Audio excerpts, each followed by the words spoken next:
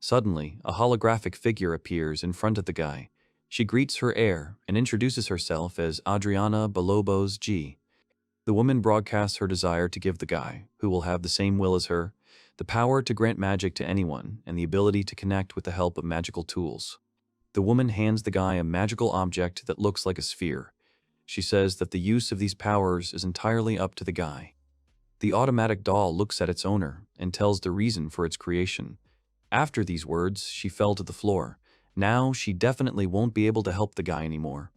The guy is Nidu Jin. His life was already over by that point. He's currently repairing a panel in the stairwell. Suddenly, a screwdriver falls out of his hands. He ran to get a screwdriver, but suddenly stumbled and flew down. The guy was flying headfirst down, and it seems that he can no longer escape. Suddenly, a girl with sparkling eyes says that she has finally found him. An incomprehensible brilliance illuminates the space. The guy wakes up in some room. He wonders why this happened. Jin gets up in bed and realizes that he is naked. Then the girl turns to him and asks if the master is awake, calling Jin that. The guy did not expect to see a girl in front of him and asked her to wait quite a bit. Then Jin wrapped himself in a sheet to cover his body. He turned to the girl with a question to get an answer about who she was. The girl, pointing at herself with her palm, says that she's an automaton, and the room the guy is in is her mom's research room. Jin didn't even believe at first that the girl was an automaton or a mechanical doll. The girl said that her mother would explain everything to the guy better and asked him to follow her.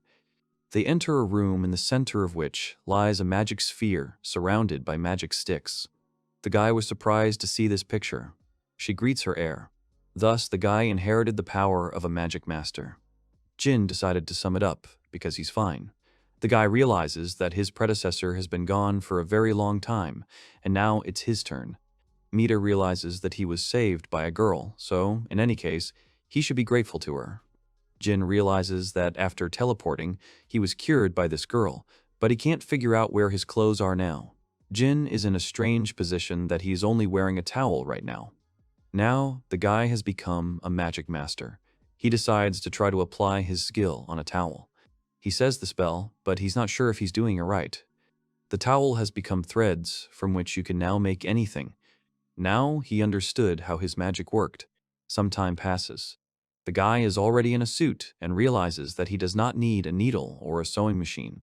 Jin realizes that it is better for him to focus on the power that has appeared. Now he has to pay attention to the doll, because her skin and clothes are in poor condition and it needs to be repaired from scratch. Muscles were torn, bones were damaged, now they are no longer usable. The guy can't believe that it really lasted for about 1,000 years. Jin believes that this automaton doll was created by a previous master.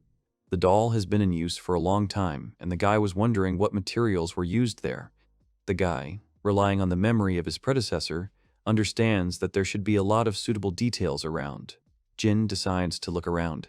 He walks through a large room with columns. He realizes that this must be a preliminary research room. The guy also found a storeroom and several more rooms. In one of the rooms, he found a suitable part for the doll's automaton. This was indicated by details that looked like lanterns and illuminated the room in the distance. The guy goes further and further into the room, which was made up from top to bottom with all sorts of devices. Jin is surprised that all this was created by the previous master. The guy examined each of the devices.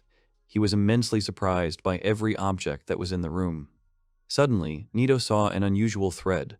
He suggested that this thread could be used to make muscles for the doll. The thread was made of a strong but lightweight material.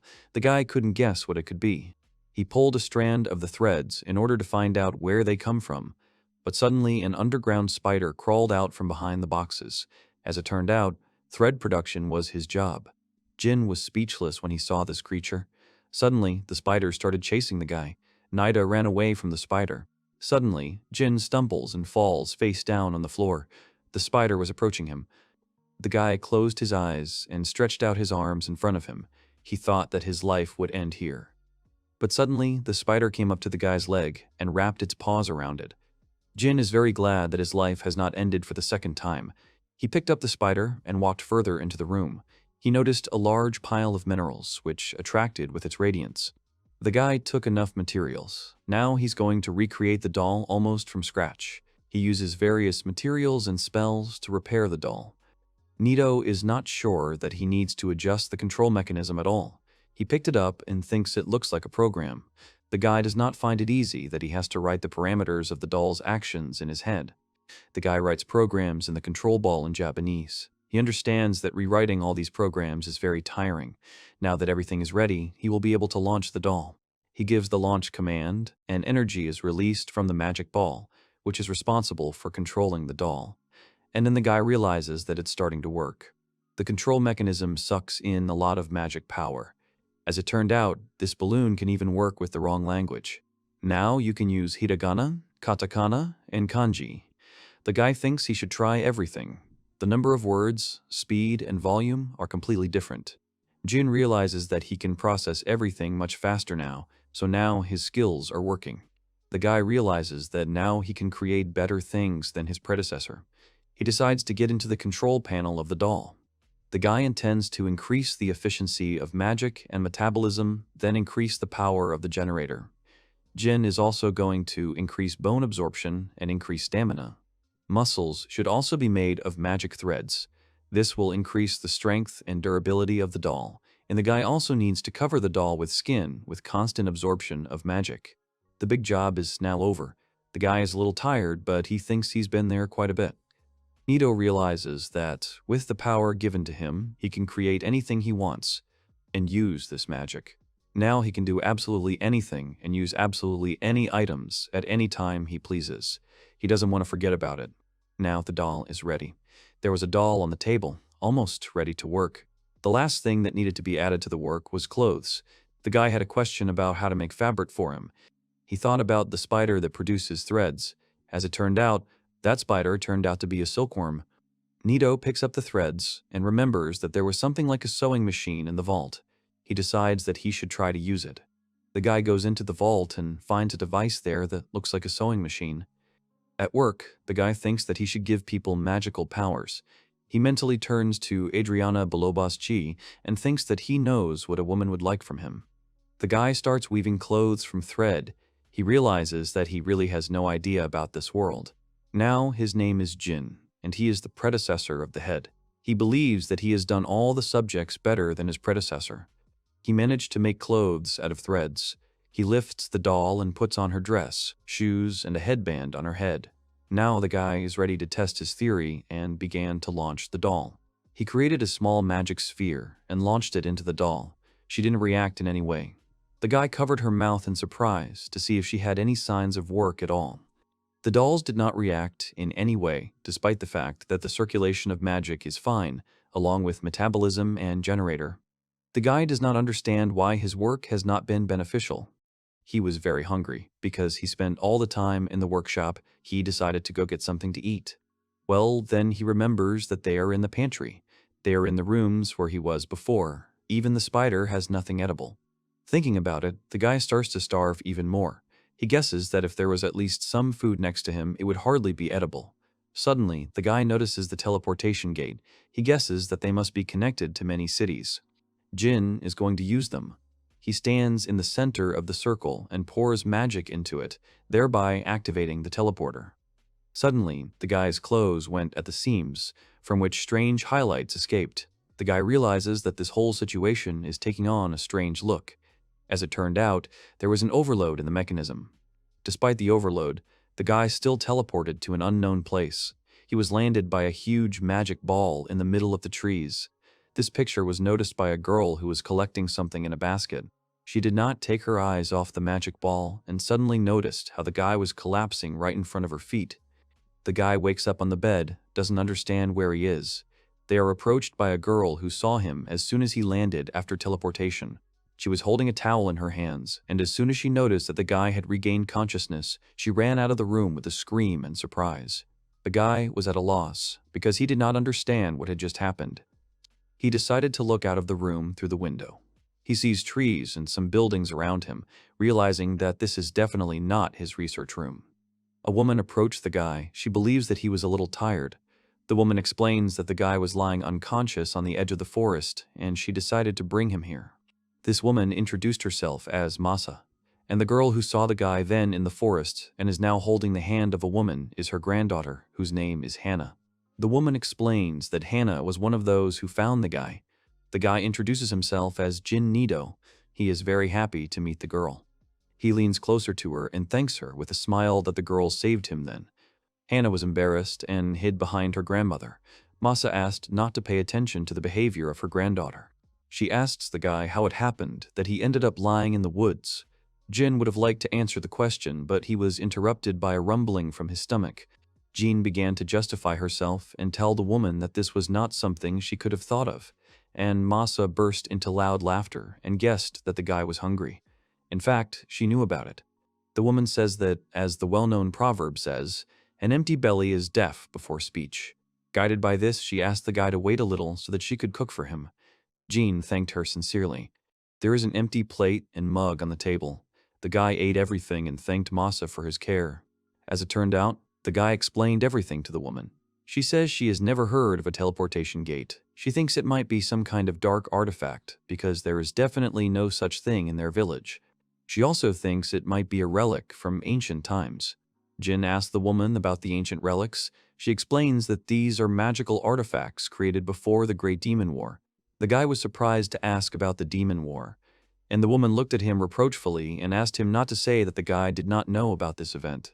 Jin was forced to lie, and with an incomprehensible smile, he said that he had only heard a little about it. He politely asked the woman to tell him about it. Masa realized that she would do nothing about it and she would have to tell everything. A long time ago, about 300 years ago, there was a war in their place between humans and some kind of species from another planet. The battle was so fierce that 2/3 of the population died. Then the demons staged a cataclysm.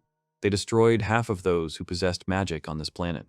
The woman says that it was because of this that their civilization fell back 1,000 years ago, and many technologies were lost forever. Jin realizes that it was about after Balobo's G ended her life. A lot of time has passed since then. No wonder no one remembers this. The woman understands that the guy cannot return without the teleportation gate.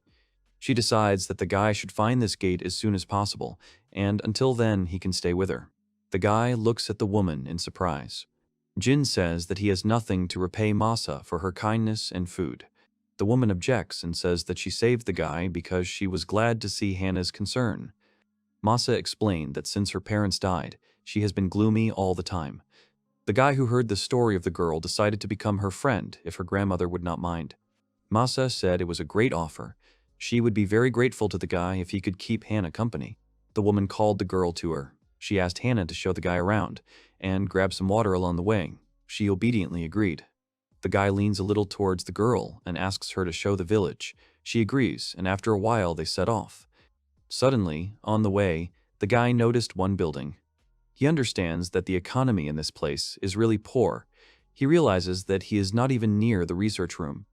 Jin thinks that the war has hit the technical development of this place very hard. In his thoughts, the guy is distracted by one man. He is happy to say that Hana's baby has returned. He notices that the guy has regained consciousness and is interested in how he feels now. Jin asked with incomprehension that the man could be one of the villagers. He agreed and introduced himself as Rock Oshiku. Jin introduced himself and said he was glad to meet Rock. The girl standing next to me introduced herself as Barbara. She pointed at her grandfather, who is also the village head. His name is Kimbeku. The village headman is interested in the guy about what he is going to do. Jin replies that he has decided to stay at Hana's house for now. The headman immediately frowned and agreed on the condition that the villagers would accept him as long as he did not cause a problem. The guy really likes it here, because this place is very quiet and peaceful. The guy is approached by Hana and asks if he is all right. Jin nods approvingly and thinks that he has no choice after all. Yes, and he will have to cope on his own. The girl and the guy hit the road again. Jin asks Hana where the villagers usually get their water. The girl points to the side with her finger and led the guy to the well. The guy realizes that they are using buckets to collect water. The girl pointed to the rope, and the guy said that he would help to get water. They're walking back to the house. Jin wonders if she always does such hard work. The girl was surprised, because this is their daily work. The guy, looking at the water in the bucket, suddenly thought about his power to give a magical blessing and the ability to connect magical tools. Jin decided to do something. He asks Masa if there is a blacksmith in the village, a man who works with copper and iron. The woman looked thoughtfully at the guy and said that he could consider the former workshop of this house because there was a lot left. The woman led the guy into a large room. She explained that the former owner of this house used this place as a blacksmith shop before he left this world. The woman doesn't know what the guy wants to do, but she said he can use whatever he wants. Jin thanked her and got to work. The guy touched a piece of metal and tried to determine what it was. Most of all, it looked like an alloy of copper in his. These metals seemed familiar to the guy, so he thought that the work would go quickly. Suddenly, he spread his arms to the sides, calling for a piece of iron metal to transform. A magical halo appeared around him. The girl was incredibly surprised when she saw this picture. Hannah, with burning eyes, interestingly asks the guy what it was. She suggests that they might be a wizard. He understands that she is not far from the truth. The material made turned out to be quite heavy, so they will need a cart. The guy made some parts and put them in the cart. The girl was very happy about it. Jin said Hannah could get in the cart and push the handle. The girl did everything as the guy said, and she went. Now they need to install a well. They set off. Suddenly, Barbara is talking to Masa. Barbara is not sure if it is worth leaving the girl with this guy. The woman assures the girl that everything will be fine, because the guy does not look like a bad person. Barbara doubtfully agrees, and suddenly notices that Hannah and Jean are standing in the distance. Hannah looks happily at her grandmother, and Barbara asks in perplexity what the guy put on the well. The girl is angry, because she does not understand why the guy covered the well. In response, Jin asked only to wait a little while until he finished the case. The guy says with a smile that this is a water pump, and there's nothing complicated about it. It will greatly help the villagers to get water. Barbara just looked at the guy in disbelief. Instead, Hannah ran up to the device and, at the direction of the guy, began to raise and lower the pump handle. The water began to gurgle down the pipe, and after a few moments it poured out. Hannah was surprised that the water was pouring. Barbara couldn't believe her eyes, and Masa wondered how this could happen. The guy explains that this is an ordinary object. He says that when you lower and raise the handle, the water is sucked in by the cylinder. Now Masa guessed why the guy needed copper. Suddenly, Hannah calls out to Gina. She is now happy to say that now she will gain water faster, thanks to the guy. Jin looked at her with a smile and told her to use it for her health. It's been a few weeks. The guy realizes that he needs to do something with these boards. Here he is distracted by Oshiku. The man says his cart is very good. Jin says he is very glad that his guns came in handy. Oshiku told the guy that the headman was very happy when Jin fixed his stall. The headman even thought that Jin might stay in the village for a while. The villagers were glad that their houses were now in good working order. It was now much easier to collect water, and even more so to transport materials and products. The guy realized something. He mentally addresses these reflections to Adriana Balobos, GE. He guesses that the Magic Master's mission is to make everyone happy. The guy thinks about it and looks into the distance. He notices clouds of smoke in the mountains. Jin notices smoke on the mountain. Suddenly, Hannah notices this and asks why the guy is always looking at the mountain of death. Jin wonders why this mountain is called that. The girl explains that birds that approach this area fall unconscious. Hannah believes that this is due to the miasma that comes out of the mountain. Jin believes that the miasma may be volcanic gas. The guy understands that if there is volcanic gas on that mountain, then it is likely that there is a hot spring there. Hannah called the guy home. After a while, Jin got used to living in this place, despite the fact that sometimes there are some difficulties. Hannah brought a bucket of water so that Jin could wash himself, because, in her opinion, it is very relaxing. Jin wipes his body with a towel and realizes that he does not feel relaxed at all. Adaptation takes too much time and effort. The guy used bronze ore to make a water pump. Jin thinks he will have to use the kettle and stove to heat the water and take a bath. Jin remembers a possible hot spring in the mountains. The guy is unhappy because without special tools, he will not be able to find the location of the source. It seems to the guy that using magic can solve this problem. He touches the ground with his hand and applies the skill of geological measurement. A large magic circle appears on the ground around him. The guy would like to find the exact location of the hot spring, but now the priority is to find minerals. Suddenly, the guy sensed their location. He believes that in order to come and dig something up, he will need to get permission from the village headman. The guy came to the village headman. The man said that none of the residents had ever found hot water from all available wells. Barbara supports Jean's proposal. She says that hot springs are very good for health, and it would be nice if there was at least one. The headman says that he doesn't mind the guy's ideas if they are aimed at the benefit of the villagers. The man thanked the guy for the water pump, and he said it wasn't difficult. The headman tells the departing guy that a group of merchants will arrive in their village soon. The man explains that every 2 months, merchants bring salt, sugar, food, local products, and clothes. Jean turns to Barbara and says that he has never seen the locals use any currency. The girl explains with a smile that the residents exchange products with each other. After these words, the guy realizes that he found himself in a small village. The headman asks you to contact him if the guy needs anything. After all, he hopes that Jin is trying for the sake of the village. The guy thanked the headman and set off on his way. The guy walks with a cart full of wood and thinks that the lack of currency in the village makes life very uncomfortable. The guy can't do anything about it at the moment. Deep down, he would like to help a lot more. Suddenly, the guy is distracted from his thoughts by Hannah, who pulls on his sleeve, and her friends. Jin asks the guys how they were able to hide and fit in the cart. Hannah didn't answer the question and asked the guy what he was going to do. Jin says he's going to build a hot spring. Then the guys in unison began to inundate the guy with questions about what a hot spring is and why exactly Jin should build it. The guy just told the guys to calm down a little. They came to the construction site. Jin explains that first he needs to make a bathing area. To do this, he is going to use the use of earth magic. Jin applies the skill, and depressions appear in the ground that will come down to locate the water. The kids think it's going to be a hot spring. The guy explains that this is just the beginning. The guy uses the skill to fill the pits with water. The children loved everything. The guy decided to inspect his work and dipped his hand into the water. She was so hot that steam was pouring off him. Suddenly, Jin notices that the children have already rushed to the spring as fast as they can, taking off their clothes along the way. The guy somehow managed to detain them and said that the water in the spring was very hot. Instead of a hasty swim, Jin offers the guys a job so they can help him build a roof and fence. The children, already with tablets in their hands, happily agreed. The guy said with a smile that he would count on the guys. Suddenly, Jin remembers the orphanage, the place where he was left and raised. The guy wonders if everything is all right there now. Hannah distracts the guy from his thoughts. She reproachfully asks for help with installing the fence. Jin apologizes and gets to work. Children look at the work done with amazement and pride. They made a beautiful hot spring bathhouse. Initially, Jin only planned the construction. Hannah went to the smallest pool and said that it was too small to swim in it entirely. Then they explained to the girl that this was a place to rinse her feet.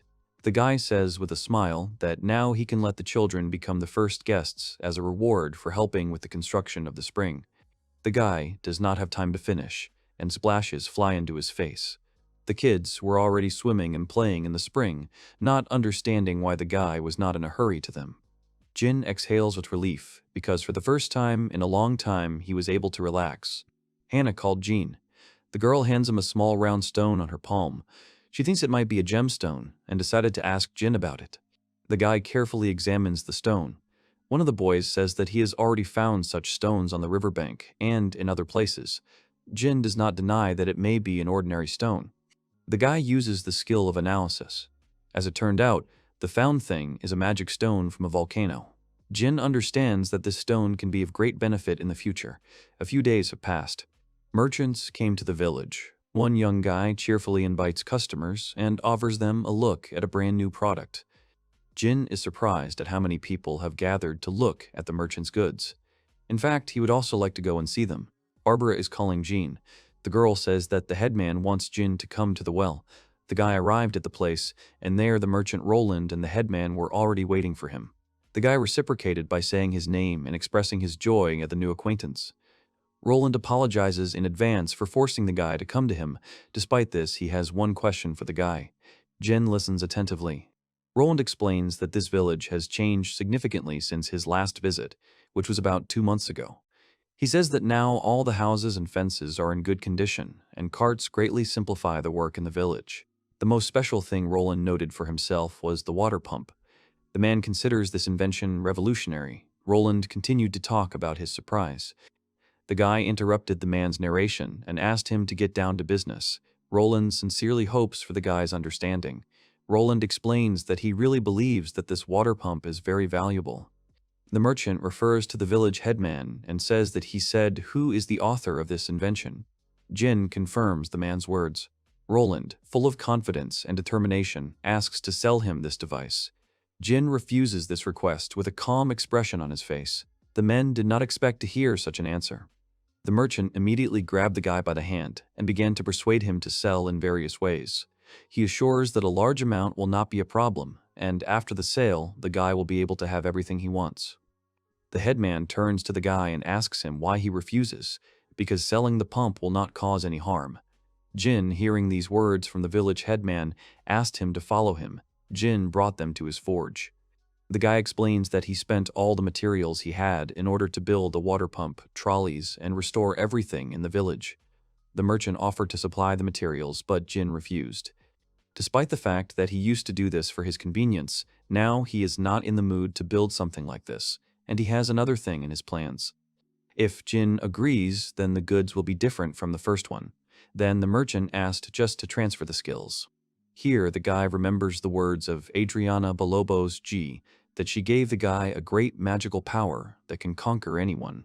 Jin remembered this and said that he had magic power and he would be able to sell the merchant a way to make all these useful things. Roland looked at the guy questioningly. A guy named Eric comes into the forge. He apologizes for being late and says that he is very pleased to meet those present. Eric says that he took a look at the car, and now he can safely say that Jin is a powerful wizard. The guy did not expect to hear this and asked Eric about it. Eric asked Jin not to worry. He explains that he is not jealous of the guy at all. Even though Eric uses magic too, he can't make the same complex object. Roland explains that Eric studied at the Cecilio Magic Academy, which means that he is much better versed in this topic than the merchant. Jin understands everything. Jin proceeds to explain. There is a bronze ore on the table in front of him.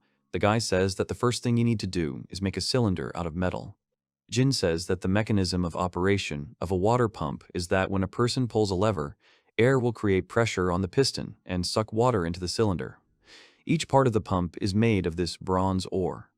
Eric is watching intently. Jin, having transformed the material, says with a smile on his face that part of the work is done. Eric asks in disbelief what the guy has done now. Jin explains that the outer shell that connects it to the cylinder. Eric is in complete shock. Dumbfounded, he asks Jin why he should be able to do something like this. Jin began to understand something. Now he understands what it really means to feel like an extraordinary person. Jin wants to cheer Eric up. He says that now the merchant has the opportunity to practice while they trade in the village. Jin suggests Eric take him to the hot springs to get some rest. Eric agreed. Jin comes to the decision to spread some of these abilities. After all, he is the only one who can help these people to make these masterpieces. Jin promises himself to do his best. Here he is distracted by Roland and Eric.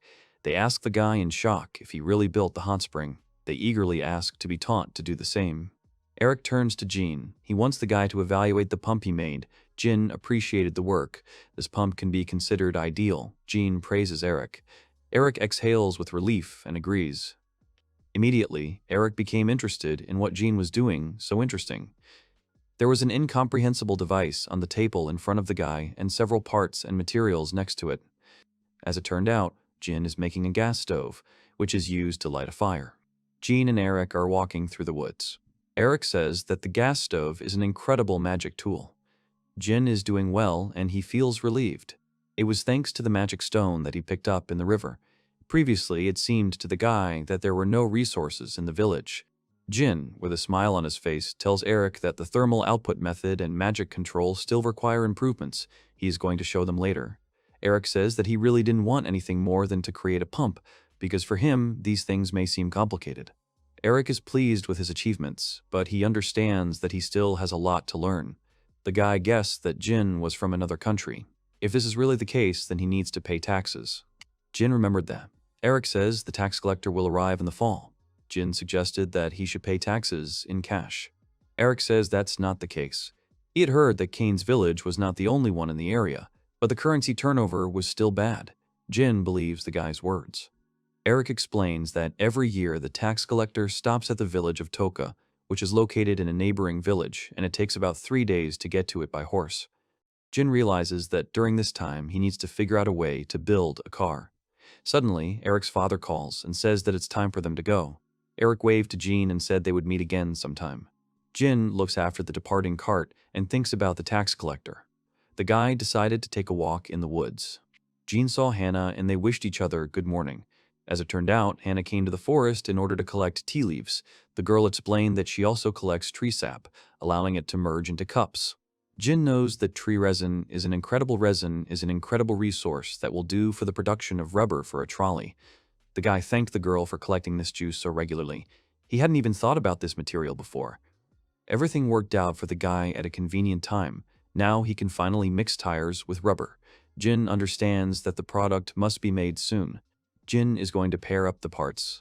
This work requires exceptional skill in addition to the unusual details. Jin thinks there is a problem with the rubber. He believes that it needs to be saturated with sulfur so that it becomes more elastic.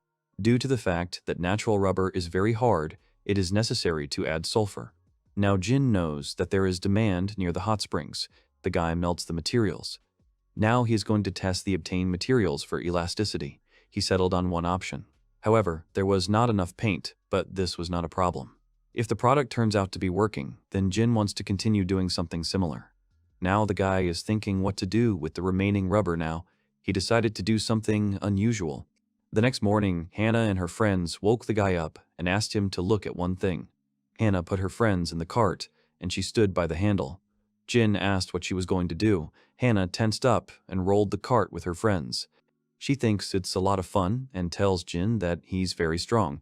The guy praises her and says it works. The girl began to sulk because she realized that she had wasted her time. Jin says with a smile that it was an improved version of the trolley. Hannah is angry because the guy made her think that she was really strong. The guy hands her a rubber ball as an apology. Jin shows how he can jump high. Hannah was incredibly surprised by the rubber ball. The girl crumples the ball in her hands and realizes that it is made of tree resin. Jin says that the wheels of the cart were also made of this resin. The guy says that they can play in the water because he holds on to it well. Jin looks after the guys while they play with a ball in the water. Barbara approaches the guy. She thanked Jin for looking after them and spending time with them. Jin asks if the girl has returned the magic stone. Disappointed, she agrees. Barbara was saddened by the fact that the entrance to the source would be paid. Barbara asks, what is this thing that makes Hannah swim so easily? Jin explains that he called it a float. Barbara had never heard of such a thing. The residents did not notice how autumn came. The leaves of the trees were falling to the ground, and Jin and Hannah talked about it on the way home. After these words, Jin begins to remember things from Japan, because this world also has seasons in the year. Suddenly, Jin did not notice how he almost ran into a horse. From the animal's side, it sounded as if someone had apologized. The genie thought that a horse in this world is capable of conversation. The voice refuted these guesses and asked to look at the horse from the other side. As it turned out, there was a girl who got stuck in a harness. She asked the guy to help him, but Jin wasn't sure if the girl needed help at all. The girl stood on the ground and thanked for the help. She said she was going to Kane's village, and, having accidentally accelerated, she lost her balance while riding a horse. The guy, hearing about the village, asked what the girl was doing and apologized in advance for the rude question. The girl explained that the village would be her next target for tax collection. The girl introduced herself as Lithia Falhate. Jin and Hannah also introduced themselves to the girl and said that they lived in the village of Kana. In this case, Lithia asked to show the way to the village. The guy agreed. Together, they reached the village.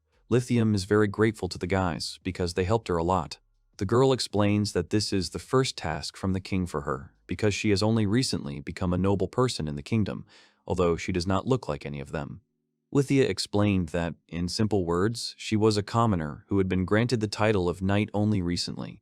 The girl received the title because of her father's combat achievements. She can become a knight if she does well with taxes. The guy understands the girl's purpose. She wants to become a knight because she believes that she should benefit people. It is clear from the girl that she wants to achieve her goal in any way. Lithium apologizes for the fact that the guys have to listen to this. Jin showed the girl the headman's house and said that he was not at home right now. Lithium asks if the guys in the village really have water pumps like that. The girl explains that this thing was only recently released in the palace. She says Mr. Roland was the first. Hannah suddenly started fussing and said that the first one who did it was Jean. Lithia asked her not to tease her like that because it couldn't be. Hannah got angry and said that Jin was a real master. The girl agreed with a soft smile and said that she would discuss it with the head of the village later. Hannah humbled her with a displeased look. The girl asks the guy why he didn't say anything about his creation. The guy thought about it and assumed that Eric had done this in other villages. Jin is fine as long as people can live a more comfortable life. The girl looked at the guy in surprise. In fact, it's the best outcome for a guy not to mess with officials. He only cares about materials that can be useful for everyday life. Hannah thinks that's the whole essence of a guy. Latia asks the headman if they have problems with taxes in their village this year. The man explains that they are doing well in this regard. The man asks when the tax collector is going to go to the village of Toka. Lithium is going there tomorrow. The headman believes that this may be a bit of a hasty decision, since the girl is most likely tired. The man remembers the previous tax collectors, but the girl interrupts him and asks her not to compare with her predecessors. Lithium asks another question about the fact that buying a water pump was very expensive. The man explains that everything was done instead of them. The girl guesses that Jin did it. The headman says that the items Roland possesses were provided and instructed by Jin. Lithia was shocked by the fact that Hannah was telling the truth at the time. The headman couldn't even believe it. The man says that the guy has done a lot of stuff lately.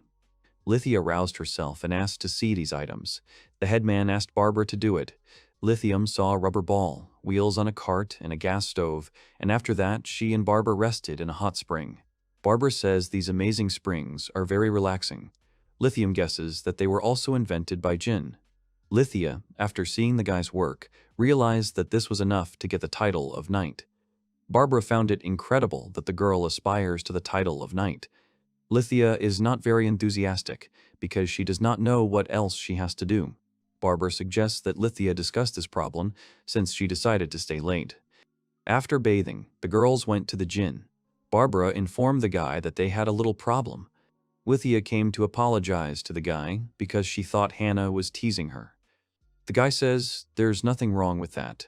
Lithium lists all the guy's creations and says that they are all useful for everyday life. Lithia says she has a dream of becoming a knight, but she's not sure that's how she helps people. Jin says he's not a great man at all. His magic is amazing, but he got it from someone else. The guy admits that he can't do it himself. Personally, he does not consider it magic, but as a service, he wants to continue this business. It's all because that's what Jin is capable of. He is sure that Lithium can do absolutely anything, and she only needs to start. She wonders if she can do it too. The guy agrees and says that he has been looking for an answer for a long time. Lithium says this is true. She thanks the guy for the advice. Lithia says with a smile on her face that she, as a tax collector, wants to ask for a favor. She's on her way, and she's going to need some luggage carts. Jin agrees. He didn't expect it to be needed so soon. He went into the warehouse and counted the carts. A total of 12 pieces came out. Jin, after thinking about it, decides to make several amendments to the trolley devices. Jin had completely forgotten at work that he was repairing a doll in the laboratory. He wonders if she's working now or not. He thinks he should check on the doll after he gets home. At this time, the doll in the laboratory woke up. The doll is on its way. Suddenly, she meets a huge monster on her way. She angrily says that he is bothering her, and uses the thunderclap skill. She hits the monster with her power. The girl cleared this sector of monsters. Now she can safely complete the installation of the teleportation gate. The doll begins teleporting back to the lab. Instead of a laboratory, she landed in an unknown place again. The doll would like the transportation radius to be a little wider. It would be better if he could handle the interference magic. The girl understands that the exit of the teleportation gate from uncontrolled is troublesome. She looks at the device and realizes that she can't give up now. I'm really sorry that the doll couldn't find a solution sooner. She thought everything would be fine as long as she didn't lose track of her father. When she finished rebooting, her father was nowhere to be found.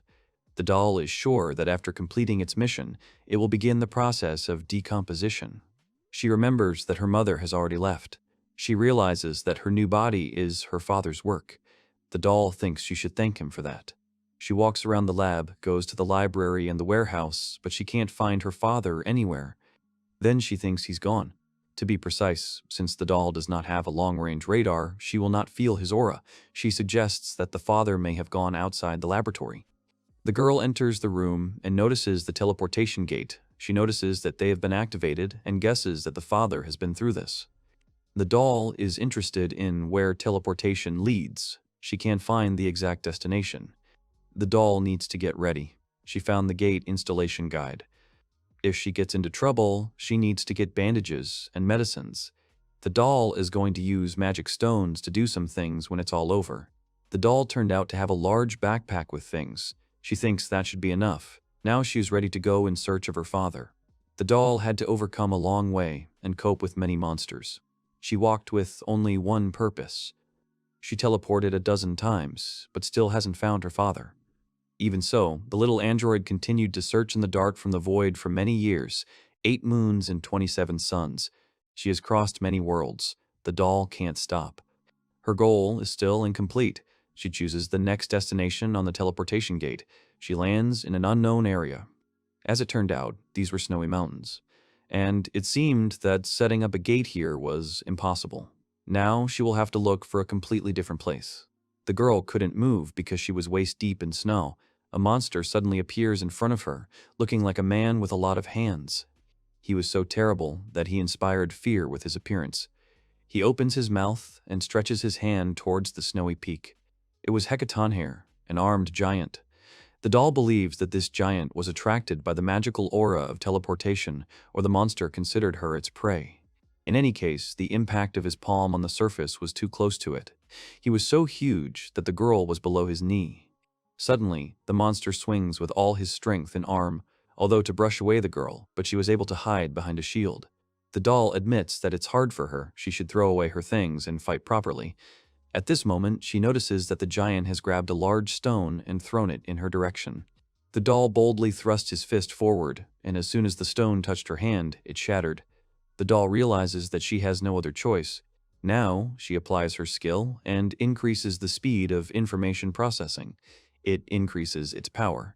The doll is going to initiate a sequence of selecting elementary materials to form a magical weapon. She also needs to initiate a reinforcement mechanism. It is also necessary to activate the external radiation of magic fibers and start a completely offensive technique. A magical sphere appeared in front of the doll, which struck with its destructive power. It turned out to be a mana explosion. From the magic ball, she sent a stream of magic towards the giant. He shone with a huge light, and then the doll decided that the attack was over. Doll realizes that her father's improvements are incredible. In the distance, she felt a magical aura. Even though she was very weak, she feels that this aura belongs to her father. She took her things and happily headed in the direction of her father. The girl mentally turns to him and asks her to wait because she will find him soon. She wants him to be all right. At this time, work is underway in the village. Rock comes up to the guy and says that the guy should rest. Jin asked me not to worry about him. The man said that the guy needed to wait a little longer. With the new material, they will be able to walk until sunset. The man appreciated the guy's contribution in reducing travel time. Jin says that it still brings difficulties, because he can only finish the work in 2 or 3 days. The guy was embarrassed, because he understands that he can do anything to make the work easier for the residents. The man laughingly asked not to make such a facial expression. Rock says there's an important job for the guy after all. After all, if these things break, then the guy is the only one who can fix them. Rock urges the guy to save his strength, because they can be useful at any moment only. The tax collector understands that only a guy can do this. Suddenly, the guys are attracted by something incomprehensible in the distance. As it turned out, this was what unnerved me during the journey. Strange iron creatures stood in front of them, one of which broke a cart with goods. Jin was surprised and wondered who it could be. As it turned out, a golem appeared in front of them. Lithia ordered everyone to step back. She says that first of all, it is necessary to develop an action plan. She did not have time to negotiate, as one of the residents rushed at the enemy because he was angry with him because he destroyed his crops. The men were worried about the guy because he attacked an enemy that he could not handle. The guy started using magic because he didn't want one of the villagers to take his life in front of his eyes. He uses the skill of attraction and attracts the man to the others.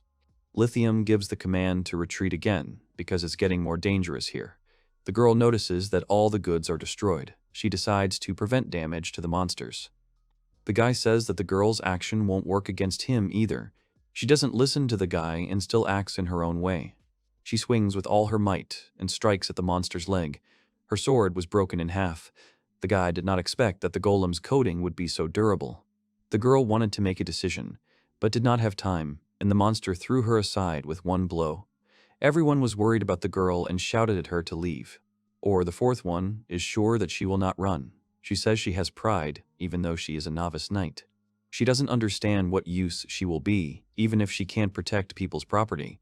She says knights are born to protect. With tears in her eyes, she points the broken sword towards the enemy. She says that if she is able to do something now, she will definitely do it. She rushes towards the enemy again. I do not listen to reproaches from the outside. The girl still managed to knock down the monster, but he did not receive any injuries and began to get up again. Jin realizes that he has to do something. He won't be able to hold the monsters for long. The guy wonders how he can help, but suddenly he remembers that he has water. He decides to improve the bottle so that it is easier to control the jet. The girl landed on the ground. She couldn't get up because of the pain. She noticed that the monster's huge hand was pointing in her direction. When the guy realized that he needed to act urgently. When the magical transformation was over, he released his attack. It was so powerful that it was able to cut through the golem's coating. The monster split in half with a creak and fell to the floor. He fell apart, hitting the girl a little. Lithia didn't understand what was going on here. At this time, Jin notices that there are several more golems around them. He dealt with them. He worries about Lithia, asking if she is all right. The girl agrees and asks what it was. Jin explains that he was able to conjure something. He doesn't interpret spells very well, but it's good that he made it in time. The guy notices that he has touched another cart with goods. Rock says that everything is in a mess. The girl apologizes. She says if she was stronger, she could stop this thing. Rock considers it a miracle that they at least survived and no one was injured. The man who first rushed at the monster says that these tasks are very creepy only. He's only been hit once, and his arm still hurts like it's been the hell. Lithium expressed its desire to take a look. Jin was surprised that the tax collector would recognize the magic of healing. The girl casts a spell, and the wound on the man's arm begins to heal. After a while, he was able to bend his arm as if there were no wounds. He thinks it's incredible. After that, all the merchants began to praise the girl, saying that she was a good knight. Rock is sincerely grateful to the girl for her help. She says that the man should not hesitate to contact them because this is her job. I'm telling you that if someone gets hurt, you need to come to her and tell her about it. After the fight, the guys made a halt. Rock asked the guy what he could do with the broken carts now. The cart is completely broken. Rock says they still have wheat left. Jin realizes that it is possible to try to benefit from the golem. After all, the girl says that someone should control him on the way here. Jin pulls an item out of the golem and believes he can deal with them. Even if this is not the case, he is still going to use it for his own purposes. Lithia says they don't have much time after all, and the guy needs to hurry up. Meanwhile, the guards are on patrol. Suddenly, one of them notices a dangerous silhouette in the distance. It turned out that the golem was carrying carts of wheat. The guards thought that the village might be attacked and pointed their spears towards the unknown. Suddenly, Lithium jumped out in front of them and asked them to lower their weapons. The girl explained to the guard later that this golem was their servant. The man calmed down and let the merchants into the village. The golem was instructed to put all the wheat in a certain place. Jin calmly controls the device. He orders him to put all the goods in a certain place. Rock finds it impressive because this thing is 3 times the size of an ordinary person. Rock asks the guy if he can really handle the golem. The guy says he can rewrite the program and everything will be fine. The man does not understand everything that Jin says. He still feels calm. He asks the guy to say the golem's name again. At this time, Lithia looks at her reflection in the sword fragment. Jin distracts her and tells her that they have time to rest a little. Lithia smiles and tells the guy not to worry about her. She still has responsibilities. They understand that the protection of the village can be entrusted to Gon.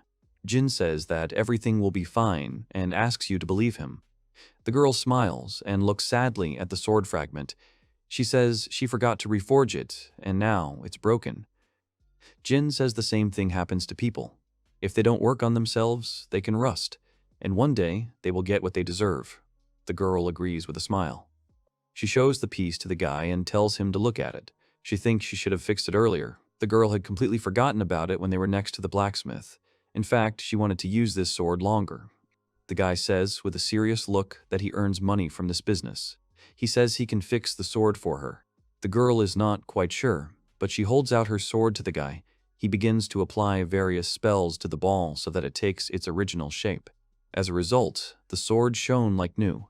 He handed the sword back to its owner with a smile. Lithia touches the sword with her finger and finds this branch of magic strange. Lithia remembers that she never thanked Jin for everything he had done for her. She asks what the guy would like. Jin says he doesn't need anything. The girl offers to introduce the guy to the king as a master of magic crafting. Jin finds this problematic because he would like to do research and then return home. The girl was surprised and admitted that, to be honest, she had no idea how she needed to report this golem. The guy was surprised because he did not think that the girl should report this. Lithium explains that this is part of her job. Upon hearing this, Jin asked the girl not to write anything about him in her report. He doesn't think anyone should know about him right now. She's not sure that she will be able to fulfill the guy's request. She says that sooner or later they will find out about him anyway. The guy inhales and says he'll deal with it when it happens. Lithium finally understood the guy's request. She says she will help. She thinks it's enough to show her appreciation. She asks to stay with her if the guy ever ends up in the citadel. Jin smiles and agrees. He says that now he would like to sort things out and return to the village, and Lithium offers to practice her first blow with a new sword on the guy. After the taxes of Toka village were sent, the people decided to return to Kana village. After the golem's attack, the number of accompanying people increased, but turning to the golem ended all fears. The guy thinks that maybe it's because of the race, but he no longer sees any signs of attackers. He also didn't get any useful information from the other golem. Jin realizes that he has to come up with a way to solve this problem. He has plenty of other work to do right now. Jin returns to the village. The children run to him and wave. Hannah hugs him and is happy to be back. Jin realizes that it's good that he got to the village without incident. He's full of thoughts right now. Hannah asks Jin if everything is okay because she sees that the guy is worried about something. Jin explains that he was unable to collect enough materials to repair the golem. He says that in order to get it in decent condition, he took the parts of another golem.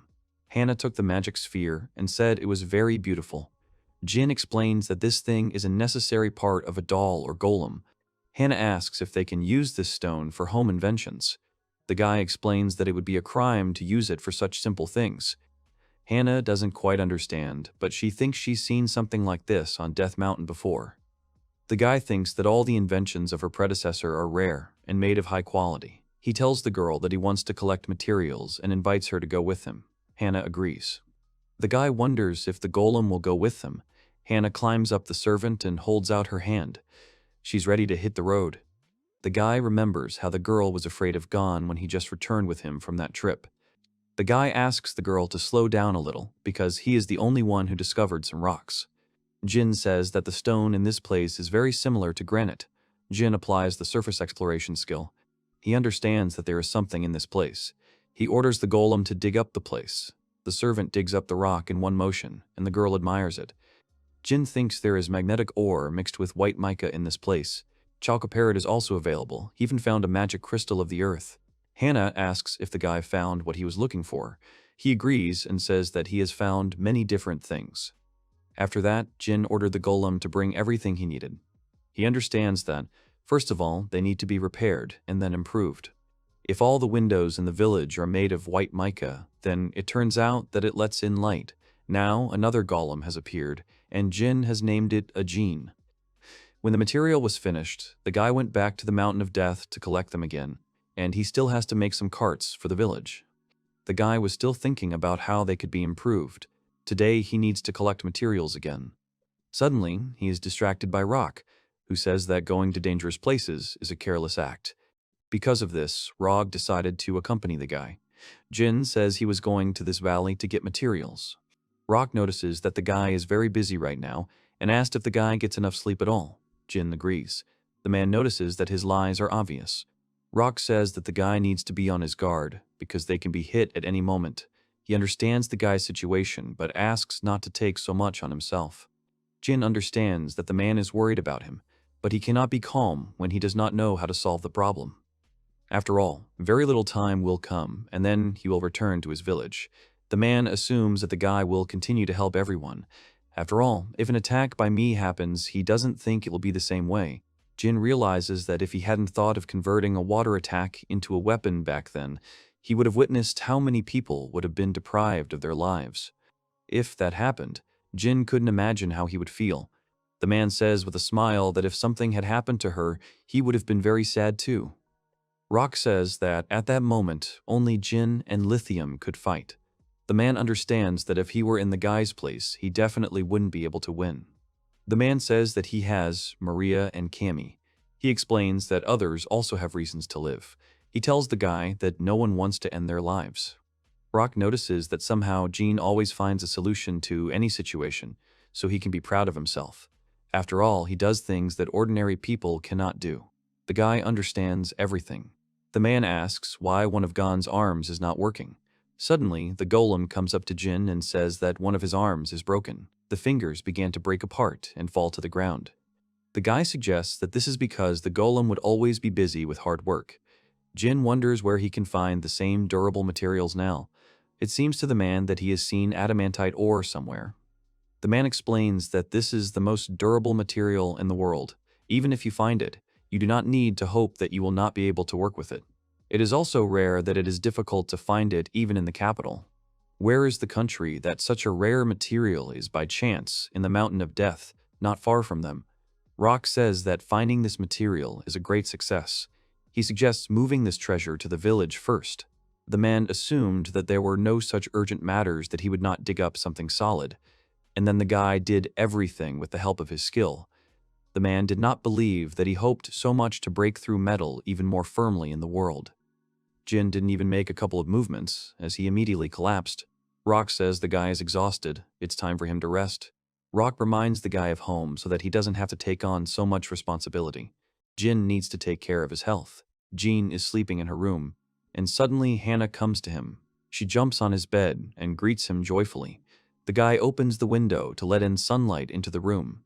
Grandma and Hannah were already sitting at the table. The three of them were having a nice conversation. All this time, the guy slept a lot and ate well. Now it's time for him to get back to his job. He also needs to work on transportation. The cart doesn't fit, so you need something more solid. Now he can use blue copper for the frame. Jin wants to make the whole skeleton out of adamantite. The guy comes to this decision because it will be a big problem if the inner frame breaks. He then decides to use a quachok to tie everything together. He will also add a mana generator, an ether converter, and a controlled heart. His predecessor's knowledge is incredible. She could convey the structure of the movements of four-legged creatures. She achieved this without the help of any devices. Jin understands that he should use it more often, then he can help anyone. Hannah decided to visit Jean. The girl noticed a new development. The guy made a toy horse for her. It should be in perfect working condition now. The girl climbed on the horse. The guy interrupted her, and Hannah looked at him pityingly. The guy explained that he wanted to finish her testing first. Anna hugged the horse and thanked the guy. She promises Jin to use the toy carefully. The guy bends down and asks what name the girl would give her toy. Anna says she will name her horse Minto. Jin programmed that Hannah would now be the owner of this horse. The girl asks if it's really a doll. The guy says that this doll looks like golems and can move on its own. Jin explains that the handle on the right is an accelerator. If the girl squeezes it, she can go. If Hannah wants to turn to the side, then you need to control the handles in the right direction. If Hannah wants to stop, she will need to lower the handle. It'll be weird at first, but then she'll get used to it. An hour later, Hannah was already riding her new toy with might and main. Jin did not expect the girl to show such speed on the toy. The guy thinks she could drive slower. The girl waved her hand after her and said that she was going to show everyone a new toy. Jin exhales. He is happy with the work he has done. He says how many toys he needs to make if he wants all children to have them. At this time, Rook went hunting with his friend. He asks his friend if he is hunting deer again. That guy confirms and says that the gene helps him. Suddenly, Hannah appeared in front of the men on her new toy. Rock is surprised and asks why the girl is here. He is interested in which device the girl is riding on. Hannah explains that this is her golem horse, whose name is Minto. The girl explains that the horse looks like golems. Rock believes that Jin has invented something strange again. He remembers that they have deer meat and they can have a feast. The man asks what the guy is doing now. The girl suggests that he is creating new horses. The man decided not to distract the guy from the lesson. He asked the guys to stand and wait for him on the spot for a while. After all, when he and his friends return after hunting, they will cook food together. At this time, Jin was making an invention for his forge. He invented another horse. It was already dark outside. He is very hungry and noticed that his condition is returning again. He comes out of the forge and hears a delicious aroma. As it turned out, all the villagers gathered in the courtyard to taste the meat from the hunt. The men cheerfully called the guy. Grandma came up behind the guy and said that everyone had gathered to thank the guy for all his inventions. But then a drunken Barbara throws herself on his shoulders and asks the guy's opinion about this party. The village head says that anyone who always tries to do everything as best as possible deserves support. Grandma hands the guy a plate of food and asks him to help himself. Everyone wants their inventor to get some rest. All the villagers recognize him as part of their extended family. The man is on the hunt again. One of them orders to bypass the herd of the line and not allow them to approach the village. Men don't understand how it all happened. Rock asks Jan not to worry so much. He urges everyone to listen to his commands, because they are not on the hunt. They take a sharp turn on the new horses that Jin invented. The guy notices that the man expertly controls the horses. He believes that you can quickly get used to them. Rock says the guy made the controls very simple. Rock says that recently, while hunting for a deer root, he noticed that many herds of deer were fleeing from the mountains. Jin understands that there must be some reason for this. Rock suggests that they can no longer find food in the forests, or they are being attacked by wild bears or wolves. Jin suggests that they might raid their villages as well, and if the bears and wolves get to the village, it will be a big problem for them. Jan explains that animals rarely reach the village. He had heard somewhere that this had happened once. The men asked Jan to stay and guard the place. He wanted to object, but his friends reproached him for this. The guy came home. He asks his grandmother about mountain wolves. The woman explains that if this is really the case, then they have big problems. The woman says that she is once in a video of these wolves. They came face to face with the pack. She remembers how scared she was then, because she was still a child. Her father had said at the time that there were many wolves in the pack. The guy understands that this happens very rarely, and it cannot be said that such a thing is absolutely impossible. Grandma says that since they are quite circumspect, wild animals break into the village very rarely.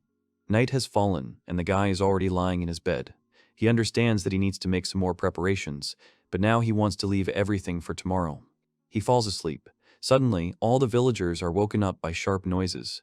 Hannah immediately started crying and asked her grandmother what was going on. The woman began to calm her down. A guy came into the room and asked if they were okay.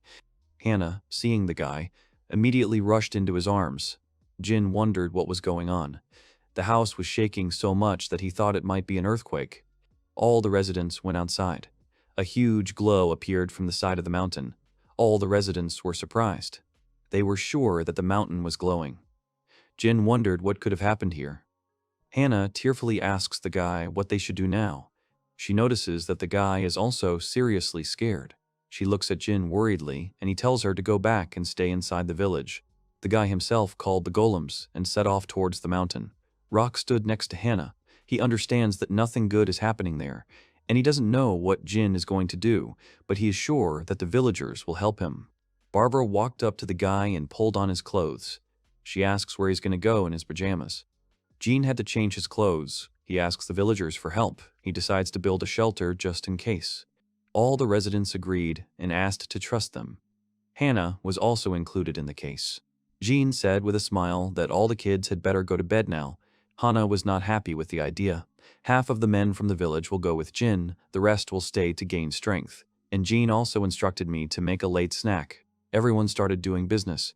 Jin tells Rock that if they keep this up, they'll be done with the foundation by dawn.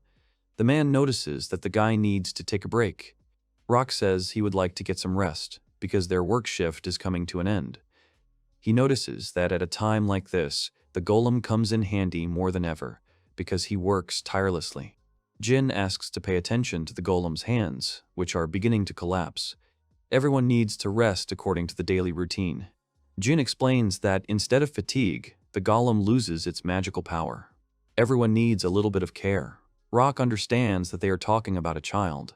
Jin agrees if it's easier for a man to understand the situation that way. The guy had a little snack and went to rest. He thinks he'll sleep until noon. In his dream, he had a bright outline of eyes on a dark background. He was so scared that he got out of bed screaming. He wondered what had just happened. Hannah passed by and asked how Jean was feeling. The guy said that everything was fine. Jin asks how long he slept. The girl explained that it was almost evening. Hannah turns to Jean. She asks me not to leave. Jin explains that the shelter has not been built yet, and he still needs to work. The girl lowers her head and explains that this is not what she is talking about. Hannah explains that last night, when that ray was shining, she looked into his eyes and felt that this ray could take Jin away forever. Tears come to her eyes, and she can't keep talking anymore. The guy calms her down and says that everything is fine. He promises Hannah that he won't go anywhere. The guy explains that the village is almost like a home for him, so if he wants to go home, he will have to go to this village. He rubs the girl's head and laughs. Hannah asks if the guy is telling the truth. He agrees, and then the girl asks for a promise in this. Rock and Jean go downstairs. The work is in full swing. Jin realizes that it all looks good. And when all the people come, there will still be quite a lot of space left. The guy understands that there is no reason to worry, but then the golems come up and say that there is danger. Jan approaches Rock and says that mountain wolves have appeared in the village. Rock asked if the wolves were approaching the village. Jan said he wouldn't have screamed if it was really like that. Jin assumes that the entire pack has been defeated. They went to the place and saw this terrible picture. Jean covered her mouth with her hand in horror. Jan began to explain that it had 2 horns and glowing eyes. Rock believes that a friend is describing the heirs who refused. Suddenly, their conversation is interrupted by mountain wolves, who suddenly came out of the bushes. Rock believes that these are the survivors of the pack. There are only a few left, and Jin assigned them to the golems. The golems dealt with the wolves in no time, but one managed to break through to the humans. Jin prepared to use a water attack, but the wolf was immediately thrown aside with unimaginable force by a kick. Everyone is wondering who it could be. The creature fits Jan's description perfectly. Suddenly, the eyes of an unknown creature fade away. The doll takes on its former appearance because it has finally found its father. She is extremely happy to see him. The doll threw herself into Jin's arms so hard that they crashed into a rock with a small explosion. She apologizes for using too much force. Jin thanks the doll for saving him from the wolf. He notices how far the doll has gone to find him. Jin is glad that the reboot was successful. The girl apologizes for being late. Rock interrupts them and asks why the girl is calling Jin daddy. At that moment, when the men found out that Jin was already a father, there was an awkward silence. The men tried to understand what was happening because they had never heard that Jin was married. The guy explains that this is not the point at all. The men came to the conclusion that it doesn't matter now, since they have practically no strength left to resist the mountain wolves, a dangerous creature of the northern mountain. Jin explains to the girl that there is something on the North Mountain that has powerful magical powers, because last day the whole mountain was glowing. The doll understands what is being said and says that she used the explosion to defeat a monster similar to the heirs. The men were surprised that the girl had destroyed it alone. From the very beginning of the conversation, Jan does not understand what everyone is talking about. The man understands that now is the time to visit the elder's house and discuss everything about the mountain wolves and Jin's daughter. The guy agrees. They gathered at the elder's house. They realized that the doll was an automaton that Jin had created. The headman understands that the mountain wolves have been defeated. Legatenheiner was also destroyed thanks to the girl. Jan says she also hunted deer. Barbara bends over the girl and strokes her ears. She believes that it was difficult for her to find her father. She asks the girl for her name, and she replies that he doesn't have one. The men were not happy about this, and Barbara began to scold the guy for not being able to name his little daughter. The doll began to say that when she was broken, her father repaired her with great love, and she is ready to accept any name that is given to her. Jean wanted to escape, but Rock and Barbara immediately blocked his path. They urged the guy to name the girl with a decent name. Although the guy agreed, he's not very good at giving names. The doll turns to the guy and says that she wanted to tell him something earlier. The girl opens her backpack, which contains a device for setting up the simplest teleport gate. She urges the guy to take advantage of this to return to the lab. Jin is glad that they now have such a device. The girl agrees and says that now they can return to the laboratory. First, Jin decides where to install these gates. The guy thinks that if things get really bad, then the villagers will be able to use the gate to escape. Then it is best to install it in a built shelter. Guys, I'm almost done. Now they need to clear a space in the far corner with a shelter. Jin didn't have time to say it, but the doll had already put everything away. The guys have already installed a teleportation gate. Jin realizes that only he, the doll, Gong, and Jen can use them. The doll asks if they can't go home right now, and Jin says he made some kind of promise not to leave here. Jin warns the doll that if he needs any tools, he will need to go get them. There's not much to eat there, and the guy's long stay is scary. Jin returns to the house to his grandmother and Hannah. The girl rushes into the arms of the guy. Hannah notices the girl. The doll, having introduced herself, says that she is Jin's daughter. The doll bluntly said that she came here to bring her father home. Hannah furrowed her brows and told Dom that Jin wasn't going anywhere because he had promised her. The doll said that Jin would return home to get the necessary tools, although she thinks it would be better for him to return home than to live in this village and do all sorts of junk. The girls got into an argument, each of them claiming the best place for Jin. Hannah doesn't expect an apology from the doll. She thinks that the girl wants to take Jin for herself. The doll thought she was telling the truth. Jin couldn't calm her down in any way. He asked Hannah to listen, but the girl sat on her toy and drove away. She called Jin a liar. The doll thought Hannah was rude. Jin says that it is thanks to Hannah that he is alive in this village. The doll believes that she saved her father after all. The guy also mentioned that Hannah doesn't talk to anyone except her grandmother, and he wants to be grateful to her. The doll clarifies if the guy is doing it all just out of gratitude. Jin says it was like that in the beginning, but now it's different. Hannah, as well as all the villagers, accepted him and he became part of their family. Jin turns to the doll and says that when someone from his family is no longer around, the person feels fear and sadness. He hopes for the doll's understanding. The doll remembers how she lost her mother. Jin goes on to explain that he also lost his parents, and when his friends were adopted, he was very lonely. He remembers that he grew up very naughty and secretive, but the moment when the teachers gave him a name remained forever in his heart. At this time, Jin is going to give the doll a name. He says at home that the Rei sound will be part of her name, as well as his name. It is taken from the 5 virtues of Confucianism. Now, the doll's name is Reiko. The girl realizes that their names are taken from the same source. The guy explains that the meaning of his daughter's name is respect for other people and good manners. He wants her intentions to be pure. Jin wants to meet Hannah's grandmother. He looks far into the forest and wonders how far Hannah could have ridden them. Grandma explains that she returns almost immediately. He says that Minto is not perfect and it cannot be used over long distances. Hannah's friends and the rest of the villagers join the search. The guy is angry because he can't find Hannah. Suddenly, Gina distracts Reiko and says that something needs to be fixed in her. Jin says he doesn't have time to do this right now. Reiko remembers about the search function that needs to be fixed. Reiko says her search function is broken. If she knew where her father was, she wouldn't have wasted so much time.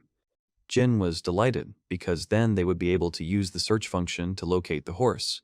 He needs magic crystals. The doll brought some magic crystals with her to exchange them for something. The guy was happy about this and said that Reiko was the best. The guy is going to start right now. He needs to replace something in the doll, so he has to turn it off for a while. The guy does a lot of surgeries. Barbara notices that the guy is standing aside. He apologizes and says he's almost done. He gravely asks the girl not to ask him any questions. Barbara apologized and looked at him with concern. Barbara turned to her grandmother and said that Jean was scaring her. Masa told her not to get in the guy's way. At these moments, she remembers her husband, who is hammering nails into a board with his eyes burning with an idea. Grandma is sure that the guy is doing everything that can help him in his search. The guy has completed the repair of the function. Now the new spell has been loaded into the doll, and it is ready to act. She starts searching for magical power nearby. After a while, the girl says that she found it. The doll received a response to the signal, similar to the magical power of her father, and a response signal from the child. And she also identified the presence of a bear nearby. Barbara asks if they've found what's in there after all. Jin ordered Reiko to go ahead. The doll moved forward with great speed. and after a while, she already found a girl with a horse who were already ready to be attacked by a bear. Hana had tears in her eyes from fear.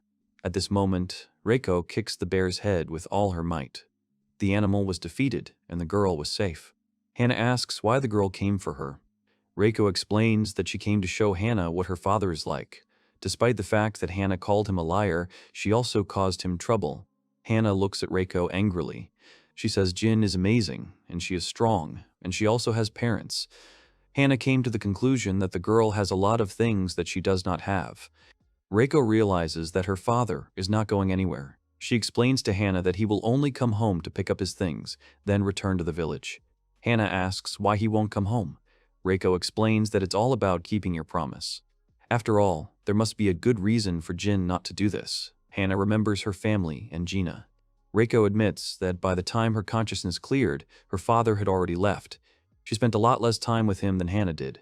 With a smile, Reiko asks Hana to tell her about her father on the way to the village. The girls returned to the village.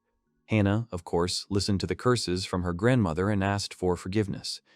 Masa apologized to the guys and the villagers, but I thanked them for the search. Everyone was surprised that Reiko had saved the girl. Reiko replies that she is called by her name and that she is Daddy's automaton. Jin told me who Reiko was. All the golems considered her their sister. After a hard day, Jin decided to take a dip in the hot springs. Finally, everything is back to normal. We can assume that Reiko and Hana got along.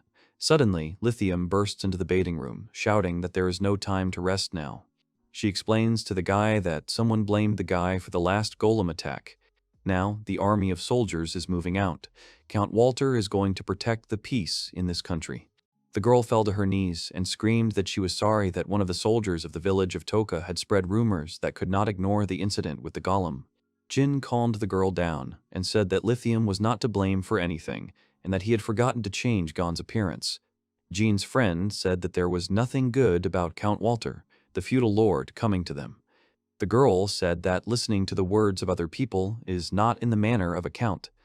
An army is marching through the forest. The guy said that they still have a little time left until the count's warriors get to them, and it's better if Jin disappears or hides for a while. Jin said that he would not do it, and if he ran away, it would arouse even more suspicion. If he ran away, then his life would turn into a military hide-and-seek. Jin said that he wants to stay in the village, and he made a promise that he has to fulfill, and there are so many things that he wants to create. Lithia said that she understood him and suggested that they try to convince Count Walter, but just in case, he suggests hiding the golems. Jin's friends said that everything is fine, and they all know that he is not a criminal, and this time it is their turn to protect him. There is no reason to worry. Reiko clenched her fist and said that if the warriors tried to harm Daddy, she would destroy the whole country. All the friends were shocked, and Lithia said that it was not very good and a girl should not say such things. An army of armed knights approached the borders of the village of Toka, and the commander on horseback ordered the army to adjust. Villagers appeared in front of the troops. The elder came up and said that since it was Count Walter, what was the purpose of his arrival today? The count was confused and asked the man if he was Elder Hippic. The count looked at Jin and said that he had heard that the criminal behind the recent attack and golems on the kingdom was in this village, and it was known that his name was Jin Nidu. The elder smiled and said that there was indeed Jin Nidu in their village, but he was definitely not the one they were looking for, because the Jin he knew was a very kind young man. The count looked at the elder and said that he understood everything and asked to bring the guy here. The elder repeated that he had previously said that Jin was not the one they needed. Count Walter shouted that the elder was annoying him and angrily drew his sword and put it to the elder's neck. The villagers were shocked and screamed in fright. Suddenly, Lithia shouted for Count Walter to stop because the elder was telling the truth. As she reported earlier, Jin Nidu stopped the golems and remade them. The count got angry and said that since Farheight's daughter couldn't stop them, no one but a crook could. It doesn't matter if he's good or bad, because the king and the laws are inflexible. The count shouted that the king had given him orders to bring Jin, and in other words, his orders were not discussed, after which the count waved his sword. Lithia shouted that such words should not be spoken by a nobleman, and is it right to point your sword at civilians? The girl grabbed her sword and almost attacked the count. Jean told her friend that if Lithium did this, the situation would get out of control, and he knew that the count was not the kind of person to be persuaded. Jin came forward and said that he was Jin and asked the Count to put away the sword. The Count was delighted, said that Jin was behaving gallantly and how everything was simply resolved, after which he ordered the soldiers to grab the guy. The soldiers handcuffed Jin. Friends shouted for the Count to listen to them, that Jin is not a criminal and he saved them from the village, and thanks to him their village began to flourish, and it's cruel to take the guy away. The girl ran forward and shouted to let her brother go, that they could leave. But the residents will not budge and will never allow Jin to be taken away. Count Walter was furious and looked at the girl from his horse, so that the next moment he swung his spear at her. The Count almost struck when the spear and the horse turned away from the blow. Jin was furious. He was holding a piece of a spear in his hands and shouted that the Count had crossed a line that he should not have crossed, after which the guy threw off the handcuffs. Jin said that if it hadn't hurt Lithia and the villagers, he would have left with the soldiers without resistance. The guy shouted an order to Reiko. The automaton appeared in front of the Count, broke the spear in her hands, and shouted to the Count that she would destroy him. Reiko also struck at the soldiers, and they fell unconscious to the ground. The Count was shocked by what was happening when the machine continued to deal with his soldiers. The girl defeated a detachment of the Count's soldiers, who were now lying in a clearing. Reiko turned to the Count and said that now he was alone. The Count shouted what the girl was saying. He called out to the soldiers, shouting if there was anyone who was able to fight. But his soldiers were lying on the ground, not moving. The Count shouted to Lithia why she was standing aside, because she was a knight in training and had to perform her duties immediately. Lithia said the Count was right about her duties. Even though she was studying, she was still a knight, she was weak, but still a noblewoman. The girl took out her sword and shouted that she refused, because the Count was pointing the sword at anyone who would go against his opinion. The Count was furious when the girl said that he was not the example of a nobleman that she was going to follow. The Count shouted that she dared to go against her lord. Jin looked at the Count and said that he should leave because he doesn't like to be treated like a criminal. The Count shouted at Jin not to argue with him, and he would not let him just get away with it. Suddenly, Jin used the digging technique. The ground under the Count's horse began to crumble and turned into a deep pit where the Count fell. Reiko said Jin did as expected. Jin said he was used to excavating ore and asked if the soldiers were okay. The Count continued to scream. Reiko said the soldiers were fine, and Lithia said it was a relief to hear that. The Count shouted to Lithia again to make her realize that he would report everything to the capital and her family. The whole village should now prepare. Lithia said that he was aware of everything and therefore would go with the Count. The village of Kaina and the Raglan Confederation would also participate in the testimony, and they would definitely prove Jin's innocence this time. Jin thanked the girl, but Lithia said that it was because she couldn't come to a decision faster, which is why everything went so far. And Jin told the girl not to worry about it, but the only one who needs to apologize is him. Lithia was moved by the guy's words and let out a few tears when Jin said he was completely relying on her to resolve this misunderstanding. Hannah ran up to Jin and hugged him, after which she said she didn't want him to leave. Jin apologized to the girl and said that he seemed to be a stranger in this country. Hannah shouted that she would go with him, but Jin asked if she was ready to leave Martha. Jin asked Hannah not to worry and he would be fine. Jin looked at his friends and said that he had gained a lot here and he would cope with everything. As soon as the day comes when he can return to this country, they see each other again. Jin activated the magical movement mechanism when Reiko asked if it would be better for them if they sent Gon first. Jin agreed and said they would be the last to leave. The magic device lit up when Jin told Reiko to destroy the entrance to the secret room. The machine asked what it needed to hide the location. Jin said that Hannah has a well-developed intuition and the girl will be able to find this room with the help of Minto. Reiko agreed and said that it could happen more likely. Jin said that Roland would most likely ask to sell this room to him and wondered if Eric and Barbara were doing well. Jin said that Erica was unlikely to be able to fix the mechanical horse and rock the others too, and there might be problems with the furnace. Jin asked if he really needed to destroy the entrance. The guy got angry from his thoughts and shouted for Reiko to destroy him. The automaton grabbed the spear and smashed the stone wall into the room. After a while, the squad arrived in the capital of the Klein Kingdom and found themselves at a reception in the royal hall. The king was angry and shouted at the Count that he was a fool and what he had done, who allowed the residents to be treated like criminals. Count Walter and Lily knelt before the king and were terrified. The count tried to say something, but the king said that all he asked was to bring them to him, and how dare the count turn it all into such a misunderstanding. The king said he was glad that none of the soldiers were injured, otherwise the guy became a real criminal. Now he can no longer ask Jin to serve the kingdom. The count and Lithia are shocked by the king's words. The king said that he didn't mind using Jin's talents, and that it shouldn't be a surprise to them if they saw his capabilities. Lydia said that Lord Fahrenheit became friends with Jin Nidu. The count was angry that it was true. The king asked if she could bring Jin to him. Lithia said that Jin had not informed her or the villagers of Kaina of his location, and she had absolutely no idea where he was now. The king said that the next time she saw Jin, she passed on the news that the king wanted him to serve the kingdom and would give him the title of Royal Master of Magic Crafting. Lithia asked if that meant Jin would become an aristocrat. She shouted for the king to rely on her, because she intended to convey his words exactly. The king smiled and said he was counting on her.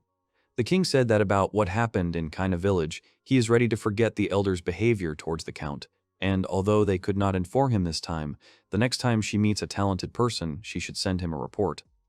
The king and the count were left alone, and the man angrily asked why Walter had made such a mistake and did not understand the royal order. The count said that the golems that suddenly appeared on them were causing damage to their country, and they needed to be brought under control. The count said that he really was not guided by any evidence, and this was a mistake that he made because of his arrogance, although he does not think that Jin has been cleared of all suspicion. The count said that the girl next to Jin is something that looks like a girl, in fact, more powerful than any golem, like Jin Nidu, but to whom she obeys both of them cannot be called human. The king said that Jin is a criminal, or maybe a fool, there is no difference. The count was surprised by the king's words, but the king said that compared to the benefits that Jin brings, the rest of the little things, the pump and the oven, with them, the daily life of the inhabitants of the kingdom would improve with these technologies. The king said that all he needed was Jin's power. If he could get it by giving it the title of an aristocrat, then it would be an easy victory. But the problem was whether Jin would agree to it. Lithia returned to Kaina village and told the news. Friends asked that all suspicions were now cleared of Jin. Lithia agreed and asked where Jin had gone. Lithia came to the workshop and shouted to see if Hannah was okay. The girl was surprised and said that everything was fine and she just fell asleep here when she was looking for something. Lithia said she realized that Hannah was worried about Gina and was surprised that the girl wasn't worried because Lithia herself was feeling anxious. Hannah said that Jean would come back one day because his half-made inventions and mountains of unused materials were here, and she couldn't fix anything herself. Hannah stroked the horse toy and shouted that there were a lot of things that her brother hadn't finished. And he told her that they would meet again. Jin returned to his lab but was sad. The guy thought it was great that he was back in his lab, but there was absolutely nothing here. Jin and Reiko were looking at the landscape from the balcony of the laboratory, and the girl said that only the laboratory had been located on the island for thousands of years. Jin said he had no idea that the laboratory was on the island. Jin asked that there were no people on the island at all. Reiko said that he was the only one here. Jin thought it would be good to return to Kaina village. Reiko said they couldn't come back yet, and Jin asked her not to read his mind. Reiko went up to the robot and said why focus on people if they have a lot of golems. Jin said that he remembered about the broken golems in the lab and called Reiko to go and check them out. The comrades came to the warehouse, and Jin said that there was more dust here than on their last visit. Reiko said that no one had been in the lab for 5 months and she went looking for Jin. The comrades came to the broken golem, and Jin said that the research laboratory could not be so huge and there should have been more people here before. Reiko said that only her mom used this lab. Jin started examining the golem and asked if the master had done it herself and if she was comfortable here. Reiko said she didn't know why, but mom lived on her own without any problems. Jim looked up at the high ceiling and wondered what thoughts Andriana Barbara Jeji had when she was building this place to live alone. Jin said he had the right to leave this place.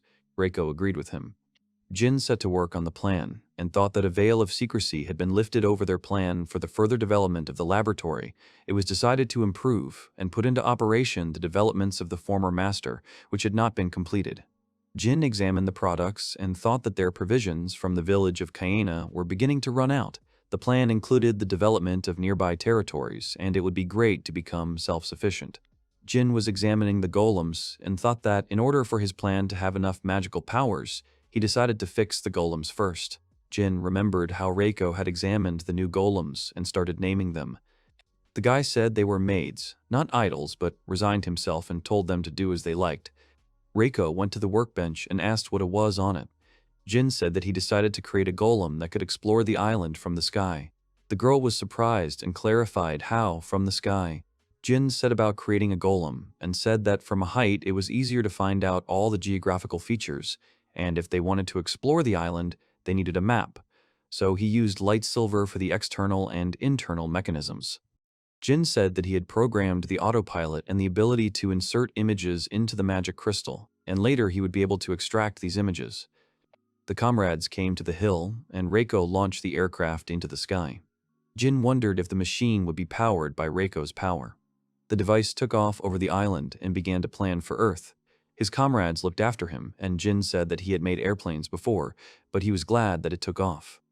Reiko was delighted that the device was flying. The plane landed, and Reiko ran up to him. Jin said that usually a model airplane flies when it is launched into the sky, but he thought it would be good if the plane flew by itself using Reiko's power. Reiko grabbed and lifted the plane when Jin said that now the device can only plan, so he will call it the gliding golem and someday make a propeller for it. Suddenly, one of the maids came running. Reiko asked what was the matter, and the golem said that she was here on the issue of food for the master. Golem Pry led Jin into the room, and the guy asked what they had found and if it was edible. Golem said that they noticed things that looked like fruits and nuts, then showed the guy the harvest and asked if it was edible. Jin took the fruits and said they were oranges, peaches, and apples, which are always safe. Reiko looked at the fruit doubtfully. Jin asked if they were oranges and peaches, but Reiko said she had never seen anything like this before. Jin looked at the fruit with fright and thought that he had almost forgotten that he was in another world, and even if the fruits looked similar, it did not mean that they were the same fruit. The maid said that they were golems and did not need such food. Reiko said that even if they ate it, they wouldn't be able to tell if it was poisonous because the fruit wouldn't have any effect on them. Jin broke one fruit and said that the probability was 50-50 and he should try one, after which he took a bite of the fruit. Reiko was scared for the master and screamed, but Jin said it was delicious and it was an orange. Reiko asked if everything was okay, but Jin said it tasted amazing. The guy laughed and said that the whole interest was in how he would feel for the next few hours. Reiko told the master not to experiment with his body anymore. The maid came with a book and said that she had cleaned the archive and found a reference book on plants. But Jin wondered why such a reference book would not be here, and now they have solved the food problem. After a while, the plan continued to be implemented, and Jin thought about how they cleared the walls of the laboratory from willow branches, and as a result, the laboratory began to look cleaner. Jin spent time in the workshop and thought that in parallel with his work, he was engaged in mass production of golems, and the laboratory began to take on a characteristic appearance. Jin walked down the corridor and thought that the number of golems was increasing every day, and it was interesting that the last master would think about it because she lived on this island alone. Jin looked around and thought that this building was strange in layout, with gloomy halls and such confusing rooms that it was impossible to navigate without a map, and alone, not to mention that she had research and experiments behind her. The comrades went out on the balcony, and Jin said that he had gone to this island so that he would not be exploited as a master of magic crafting, and it was a great idea to conduct research in this laboratory regardless of anyone. Jin looked at the island and said that now he wonders if he wants to be with other people, study here with them, and create even more things with them. Reiko asked why the master thought that way. Jin said that it is very beautiful here. There is a sea, mountains, and a sky full of stars. You can see a lot of things here. Jin said that if he had created this building, he would have built it in a more convenient location, which means it was built for someone who will come here someday, and he wants to believe that they will have similar points of view. Jin conceived that the one who comes will be pure in his thoughts, and will want to be surrounded by beautiful things, and they will have common ideals. Reiko asked the master what it was like. Jin conceived and said that it looked like the island of Horai, where the immortals live. Reiko said it's okay if the immortals are. The girl said that for her, her mother and father are creatures like gods, and others consider the masters of magic crafting to be wise men. The girl said that she was confident that the island of Horai was here, and it was not for anyone else, it was for her dad. The girl turned around and ran to the laboratory and shouted that she would tell everyone that their island had a name. Jin tried to stop the girl, but then he thought that he and the master were ordinary people. But then I realized that he was deceiving himself. After a while, Jin began to get angry and shouted that he was already sick of it, because he only gets fruits for breakfast, lunch, and dinner. Reiko was scared and anxiously asked the master not to say that he was sick of something. Jin said that he was tired of eating fruits every day and was saddened by their sweetness and crunch, and Reiko realized that the guy meant a special dish. Jin remembered how Martha cooked the food and said that he would like to eat Martha's roast with roast venison, but more than that, he would like to eat rice now. Reiko asked if the guy wanted something new. He could eat an earth spider. Jin said that even if it turned out to be edible, he would still refuse, and asked if these spiders feed on air. A maid appeared and read from the handbook that earth spiders absorb ether, and this can in some sense really be considered as feeding on air. The maid pointed at the golem and said that she could plow the land, but she had no seeds and would not be able to do it. Jin said that they live near the ocean and they will be able to get fish and salt, but he also wanted other products, so he needs to go and buy the necessary things. The maid said that it was better for them to go to the blend. The directory says that there is a real epicenter of trade, and Jin told Aqua that this information is 1,000 years old. Reiko said that she was in Blue Land before she started looking for Jin, although she doubts that this is the same place as 1,000 years ago, but even now it's nice, and there are a lot of stalls. Jin said that they would go there, and then shouted to Reiko to get ready. The guy looked at the other golems and told them to keep exploring the island. The companions came to the magic teleporter, and Jin said that this was their first trip, not counting the village of Kaina and its surroundings.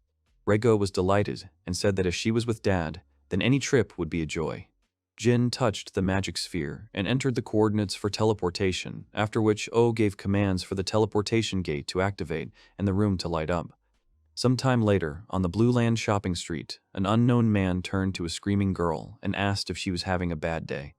The girl shouted at the man to shut up. The girl placed her goods on the table and said they looked great. Today she will definitely sell everything. It's time to make money.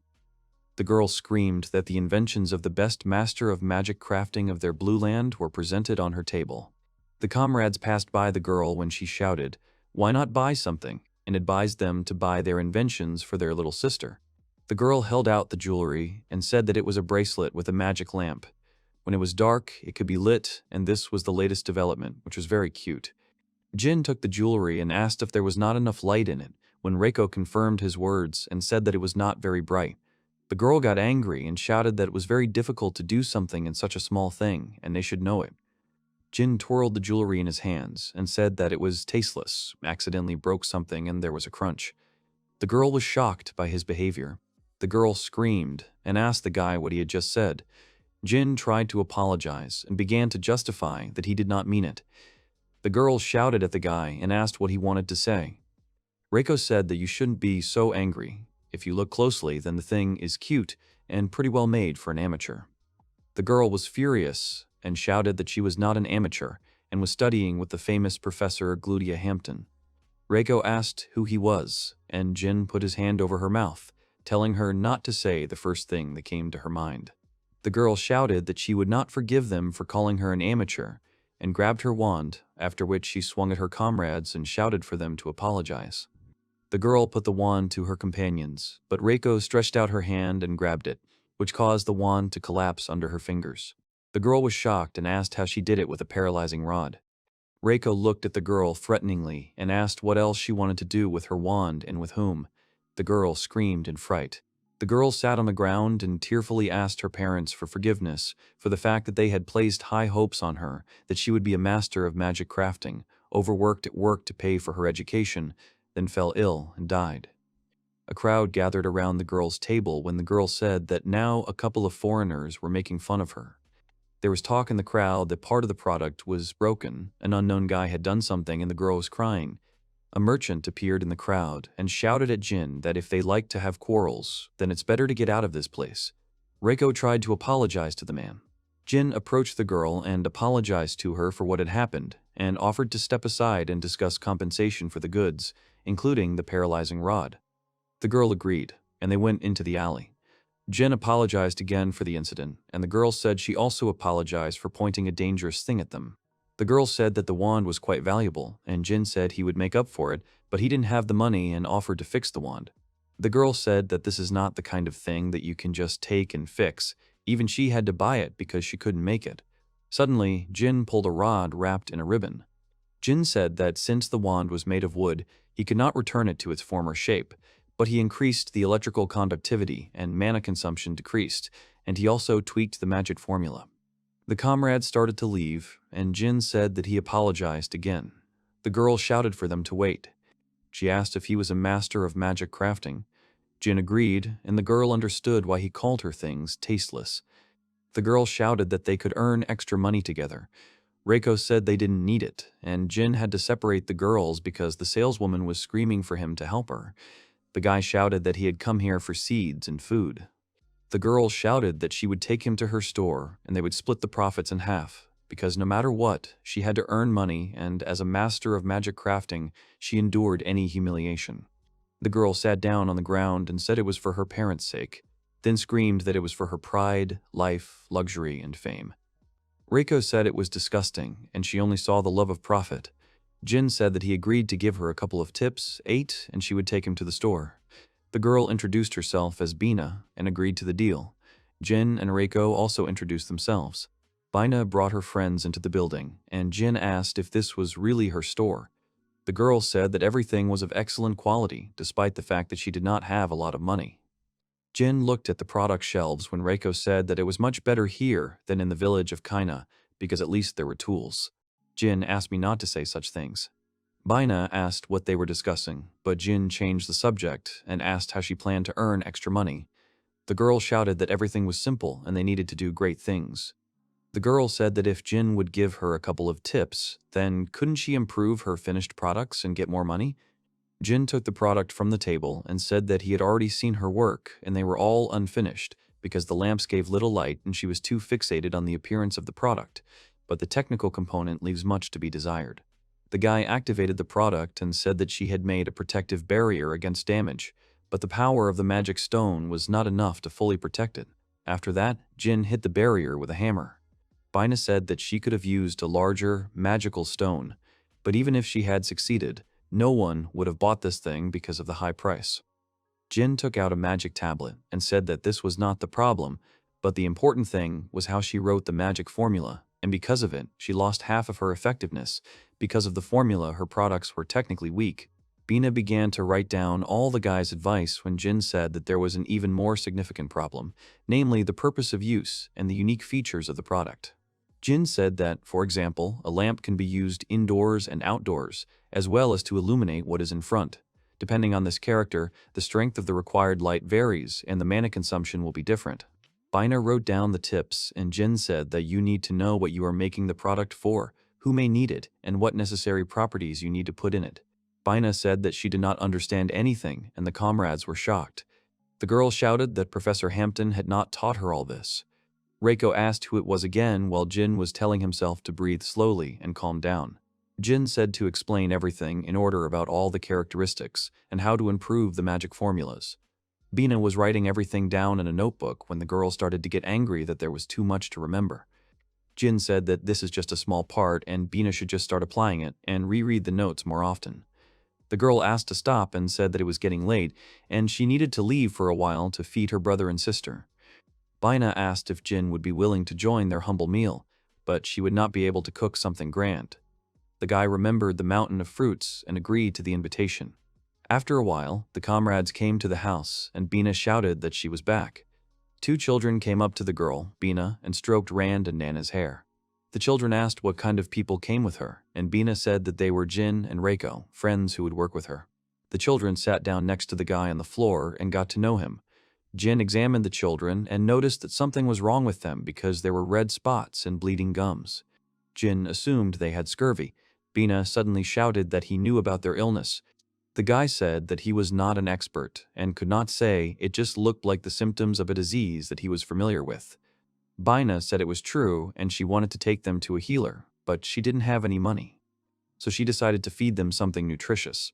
But then the girl assured that she would earn money and the healer would cure them, after which she left to cook dinner. Jin told her to bring more, and the machine was delighted, saying that after all that had happened, she was glad that Jin liked fruits. Jin looked at the children and said he wasn't the only one who would eat them. Reiko ran out of the room and shouted that she would bring more fruit. Bina asked where Raiko had gone, but Jin asked that dinner would be ready soon. Jin said that he asked her to do something, but Bina got angry and shouted that it was already dark and no matter how strong Reiko was, because it was dangerous for a girl to walk alone. Jin said it was okay because Reiko was a robot. It was time for dinner, and Jin was delighted. Bina said he was exaggerating the quality of the vegetable soup, but the guy said he hadn't eaten a hot meal in a very long time. Jin looked at the vegetables and asked what it was that they usually ate vegetables raw. Bina said it was impossible because the vegetables were of terrible quality, so they always boiled them. Jin thought that he understood correctly about scurvy, which is because it is difficult to get enough vitamin C from vegetable soup and eat fruits better. Suddenly, Reiko appeared in the doorway. The guy was glad to see her back. She dumped a huge mountain of fruit on the dining table. Reiko said she hadn't brought too much fruit, but Jin thought that they probably wouldn't eat it. Bina and the children were shocked, and the girl asked what it was. Jin said it was fruit, but the girl shouted in surprise that it was a peach. The children took the fruit, and Bina shouted that if you don't have money, you need to sell peaches, because this is an elite product called royal fruit, and even the nobles can't afford to eat it in such quantities. Jin was surprised that this fruit was so valuable and said that then they could just all eat it together, because even if they sold it, there would still not be enough money for a doctor. Reiko cut the fruit into slices, and the children began to taste them, saying with delight that it was very tasty and sweet. Bina happily shouted that she saw more apples and oranges and told her comrades to try them too. Jin agreed and took a piece of fruit. The children shouted in delight that it was all delicious, and Bina said she would not let Jin take the fruit. After a while, Bina started training Jin's tips and tried to create a new product using the shaping technique. The material began to take shape under the influence of magic, but eventually collapsed. The girl shouted that it was so tiring, but the guy told her to calm down and focus, otherwise she wouldn't sell anything if she wasn't accurate. Jin asked what she wanted to create. Bina said that she does not yet know what everyone needs and what everyone wants. If you ask what she wants, the answer comes quickly. The guy said it's not a good idea to create what you need. Bina was inspired and said that, for example, a purse that would give her countless amounts of money or a staff that could cure anything. Jin told her to focus on what she could do. Bina said she was just joking. The girl took the apples and said that, to begin with, you can come up with a tool that could do something with them. Otherwise, after 3 days, they will spoil and become inedible. Jin said that saving food is a good idea. Bina began to reason that the problem was how to do it. The fruits would definitely be preserved if they were dried or salted. Smoking was also a suitable option. But she is not sure about drying peaches. Most likely their taste will change. Jin looked at the girl and said that if it was a snowy country, they could just bury it in the snow. The girl thought about the fact that the guy offered to cool the food. The girl created a piece of ice in her hand and said that if you constantly use ice magic, the consumption will be huge. There is a warm region and the ice will melt, so a small stone will not work. Jin said that they don't have to freeze the food, and if the ice is isolated, it won't melt, because the cold air will stay from below and everything should work fine. Bina took a notebook and said that if they put water in it and freeze it at times, wood would be suitable for the case, but inside the magic circuit it is better to use copper, and then the magic formula will work. And the refrigerator appeared. Bina shouted in delight that not everything worked out, and Jin said that if you think about it, then Bina will be able to make a refrigerator. The girl said that she would have to borrow Jin's magic stone. The girl took the stone, and the guy said that everything was fine and she would be able to return it as soon as she sold the product. Suddenly, Reiko appeared in the room. She apologized for interrupting the celebration, but asked at what price they were going to sell the new instrument. Bina said she would offer the most affordable price. But suddenly the girl was horrified, and Jin asked what happened, but the girl said that she would not be able to sell the tool because of the price of the stone that she borrowed from Jin. Reiko said that she checked the prices yesterday and it looks like even the smallest stone will be worth 1,000 tor. Jin thought that according to the information from Roland, tor is about 10 yen, which means 1,000 tor is 10,000 yen. The guy remembered how Rolanda said that a loaf of bread is 10 tor. Jin looked at the big stone and realized in a panic that they would not be able to sell the tool. Bina was upset and shouted that she had already created the instrument. The children looked at the refrigerator in surprise, and Jin said that for now Bina could use it herself, and a buyer could be found later, but instead we needed other ideas. It was time for lunch, and Jin said that we need to come up with something convenient for ordinary people, cheap and fast to produce. The guy was eating food when he suddenly froze and asked Bean if he had eaten the corn. The girl laughed and said she was tough because she bought the cheapest one on the market today. The guy looked at the plate and thought about the shape of the corn, then asked if they had any more corn. Bina said she was all tough. The guy said he would borrow her pot, and the girl asked what he would do, but Jin went over to the stove with a bag of corn and began to examine it carefully. Bina shouted what he was going to do and began to worry about his pot when Jin asked Reiko for an electric stone. Jin shouted that he would later make her as many pots as she wanted, even 4, even 5. The girl nervously said that 2 would be enough for her. Everyone came up to the pot, and Bina asked what it would be. Jin dropped the corn into the pot, put his hand to the pots, and used the start technique. Suddenly, explosions began to be distributed in the pot, and the girl was scared, after which she grabbed the children and screamed what had happened and what was happening. Corn balls began to appear from the pot, which filled the entire table, and Bina looked at the result with surprise. Jin shouted that it was an absolute success, but Bina screamed that it didn't look like a success. The guy handed the girl a plate with balls and asked her to try to eat this. Jin was eating popcorn and said it was a common food in his homeland. The children sat down at the table and started eating the balls when Bina told them not to do it, but the children said it was delicious and crunchy. Jin said it's made from corn and doesn't do any harm. Bina took one ball and decided to try it. The girl was delighted and shouted that this was something that could definitely be sold, because it was a cheap and fast product that they could easily make. Bina recalled a visit to the market, and Jin said that they could not use better corn, they needed it to be hard in order for the grains to burst.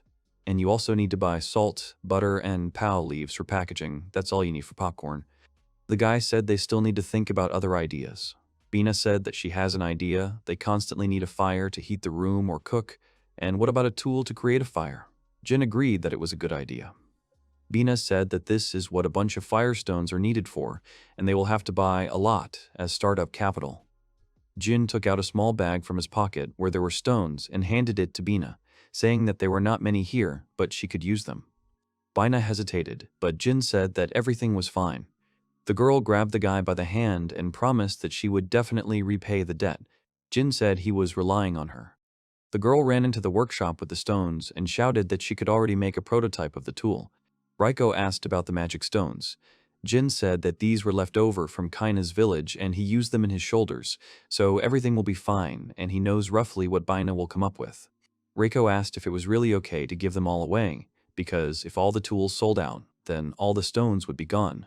Jin said he didn't fully understand what you were doing himself, but the stones were a souvenir from the village of Kaina. The guy looked out the window and said he thought the villagers would say it was so like him. There is a counter with bottles on the shopping street. Jin said that a lighter is a good name. Bina put her palms together and said that a real battle was coming and asked that the lighters be sold. Crowds of people walk along the shopping streets in search of interesting goods, when suddenly there is a noise on the street, and people turn towards the counter of Jin and Bean. Customers are surprised that there are muffled explosions from popcorn on the counter and begin to whisper about what kind of sound it was. The customers came up to the counter and Bina kindly asked them if they would like to try popcorn. The girl showed a dish of popcorn and said that it was light, crunchy, and still smelled of corn. It was easy to eat, and the children would definitely like it. Bina made Reiko eat popcorn and tell her how delicious it was. Customers started saying it smelled good and asked if it was really delicious. The first customer came up to the counter, handed over 5 tours, and asked for 1 portion. Bina handed the treat to the customer, and the guy tasted some of their packaging. The rest of the people looked expectantly at the first customer as he tasted, but suddenly he began to eat popcorn with pleasure and shouted for 2 more servings to be sold to him. The other customers had also placed orders, and now a large crowd was trying the new treat and shouting that it was too tasty and crunchy. One of the customers noticed the goods from the counter and asked Jin what this lighter was doing. Jin took a lighter and said that if you press the button, a small fire appears with which you can light a bonfire. The buyer was delighted, said he would take one and paid 50 tor, after which the other buyers began asking to sell lighters to them. After a while, Bina sat down on a chair and said that she was tired that the lighters, along with the popcorn, sold out quickly. It was the first time in her life that she had sold so many. Jin said it would definitely sell. Bina remembered the customers and said that she was glad that the product was sold, but she was also pleased with the faces of the customers. Bina looked at Jin and said that now she understood what Jin was telling her, and so she thanked the guy with a smile. Jin said he was happy for her, but she'd better thank him when she can cure Nana and Rend, which is still a difficult task. Bina was delighted and said that now they can go and buy a lot of delicious food. Reiko said it wasn't wise to spend all the money on time like that, but Jin said he wanted rice. Jin was working in his workshop in the laboratory when Ryoko came and asked why he would make futons. Jin said it was for Nana and Rald. Reiko asked if he had made it from the threads of large caterpillars.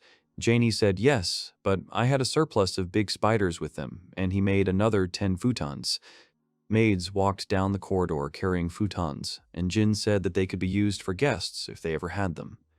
Jin said that if possible, he would like to build a house because there are too many things in this laboratory that he would like to keep secret. Ginny said that there is an underground mine of resources, and it is impossible for it to become known on the market, and the teacher's inventions are also in question. Jin said that if he brought someone to the lab, he would have to divide people into those who could know about it and who could not. Reiko said she understood his order and would soon build a house. Jin said that he was counting on Reiko and asked to double-check the futons and wake him up earlier so that he could go to Bina's tomorrow. The guy went into the room and said that now he would like to go to the hot springs in Kaina or to a relaxing bath.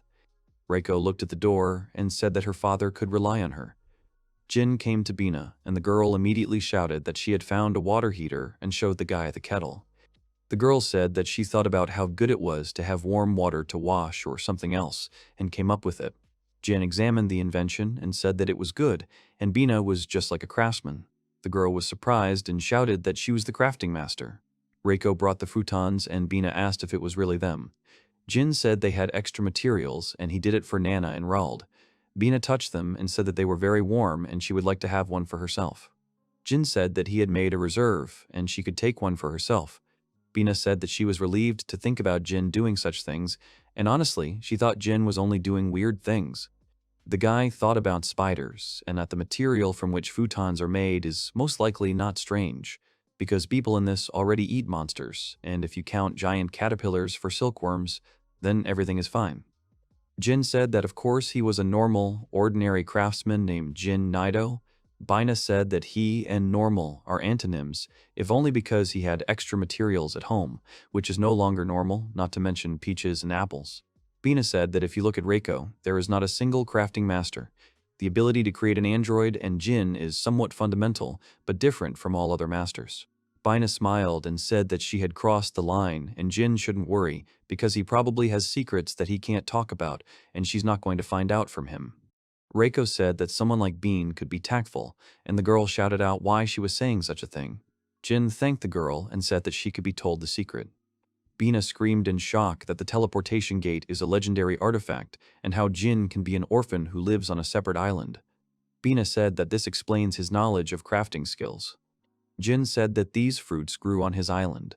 Bina said she understood why Jin was having trouble telling everything. If the teleportation gate fell into the wrong hands, it would be a disaster. Bina said she would keep his secret. She may not look serious, but she won't say a word. Jin said she was quite stubborn and looked like a stubborn person. Bina asked what it all meant, but the guy said it was a compliment. After a while, the goods came to the shopping area and put the goods on the counter. Bina shouted that it was time to trade. The girl began to show the water heater while Reiko was selling popcorn to customers. Jin managed to replenish the goods on the counter while Bina held back the crowd in front of the table. The trading day ended, and Bina said that today was crowded, and Jin confirmed that he was glad to hear it. Suddenly, a gang of robbers with daggers appeared in front of the counter, but one bandit asked if they were a glorified merchant shop when another said it was time to give them something. Bina was shocked and scared when she asked what to give. But Jin looked at the bandits and thought about what a cliché it was. Reiko handed the package to the bandit and said it was a food sample. The bandit asked what it was. Reiko said they wanted some so they could help themselves. The bandit got angry and shouted that they were making fun of them because they had come for money and swung his fist at the robot. Bina was afraid for the robot, but Reiko caught the bandit's fist in her palm. And the next moment, she threw the giant aside. The rest of the robbers were watching their friend's flight when they suddenly shouted that they would now deal with the little girl and prepared their sword. The bandit raised his sword to strike, but Reiko ran up and said that asking for money in return for a bad action means having bad taste. The robot gripped the blade of the sword and rolled it up. saying that they thought they would at least get some popcorn and magic tools, but instead they preferred a bad deed. The bandit was shocked when his sword was ruined, to which the other bandits rushed to attack, causing the robot to attack them. Reiko delivered several crushing blows to the bandit's jaw, after which she jumped into the air and delivered a powerful kick. The bandits were lying in a pile on the street, and Reiko said that he thanked them for the tasting. Jin called the robot, but Reiko said she didn't kill them. The gang was sitting on the ground tied up with a rope. Jin said that since they had tied them up, what should they do next?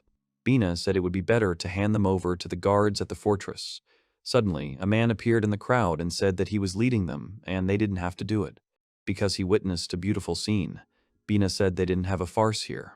The man clapped his hands and asked for forgiveness and said that although he could not help them, he was delighted with how everything went. An assistant stood next to him and said that Count Kazuma was as witty as ever. The Count said that he was interested in the rumors about popcorn, and he came to try it.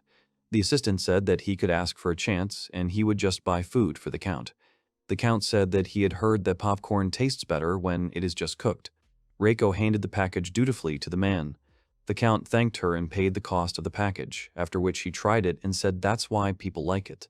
The Count handed the package to the assistant and told him to try it too, but he refused. The Count said he would take a few more packages and asked me to wrap them up with him. The Count approached the comrades and asked if he could find out their names. The comrades introduced themselves and the Count told the assistant to take care of the bandits and say goodbye to his comrades. Bina calmed down and Jin said that they stood up to the Count. If you think about it, he came personally to buy popcorn, which means he is a good nobleman. Bina asked if Jin really thought that, and the guy reassured her. Behind the wall, a stranger was eavesdropping on the conversation of his comrades. The comrades returned home and Bina said that she was very tired. Jin said that meeting bandits and a nobleman seemed like a common thing. The girl said that she did not know about the nobleman, but bandits are really a common thing. Jin asked why public order on Blue Earth was so bad. Bina said there are a lot of people here, so crime is high.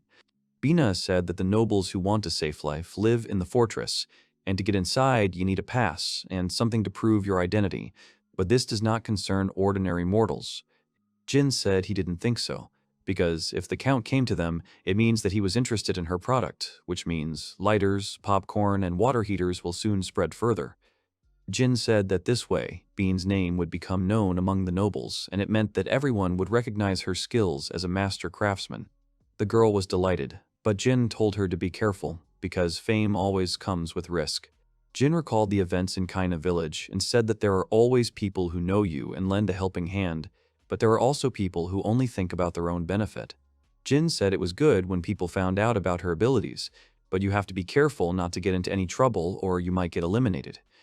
Jin asked if Bina was listening to him, but the girl was happy with her dreams.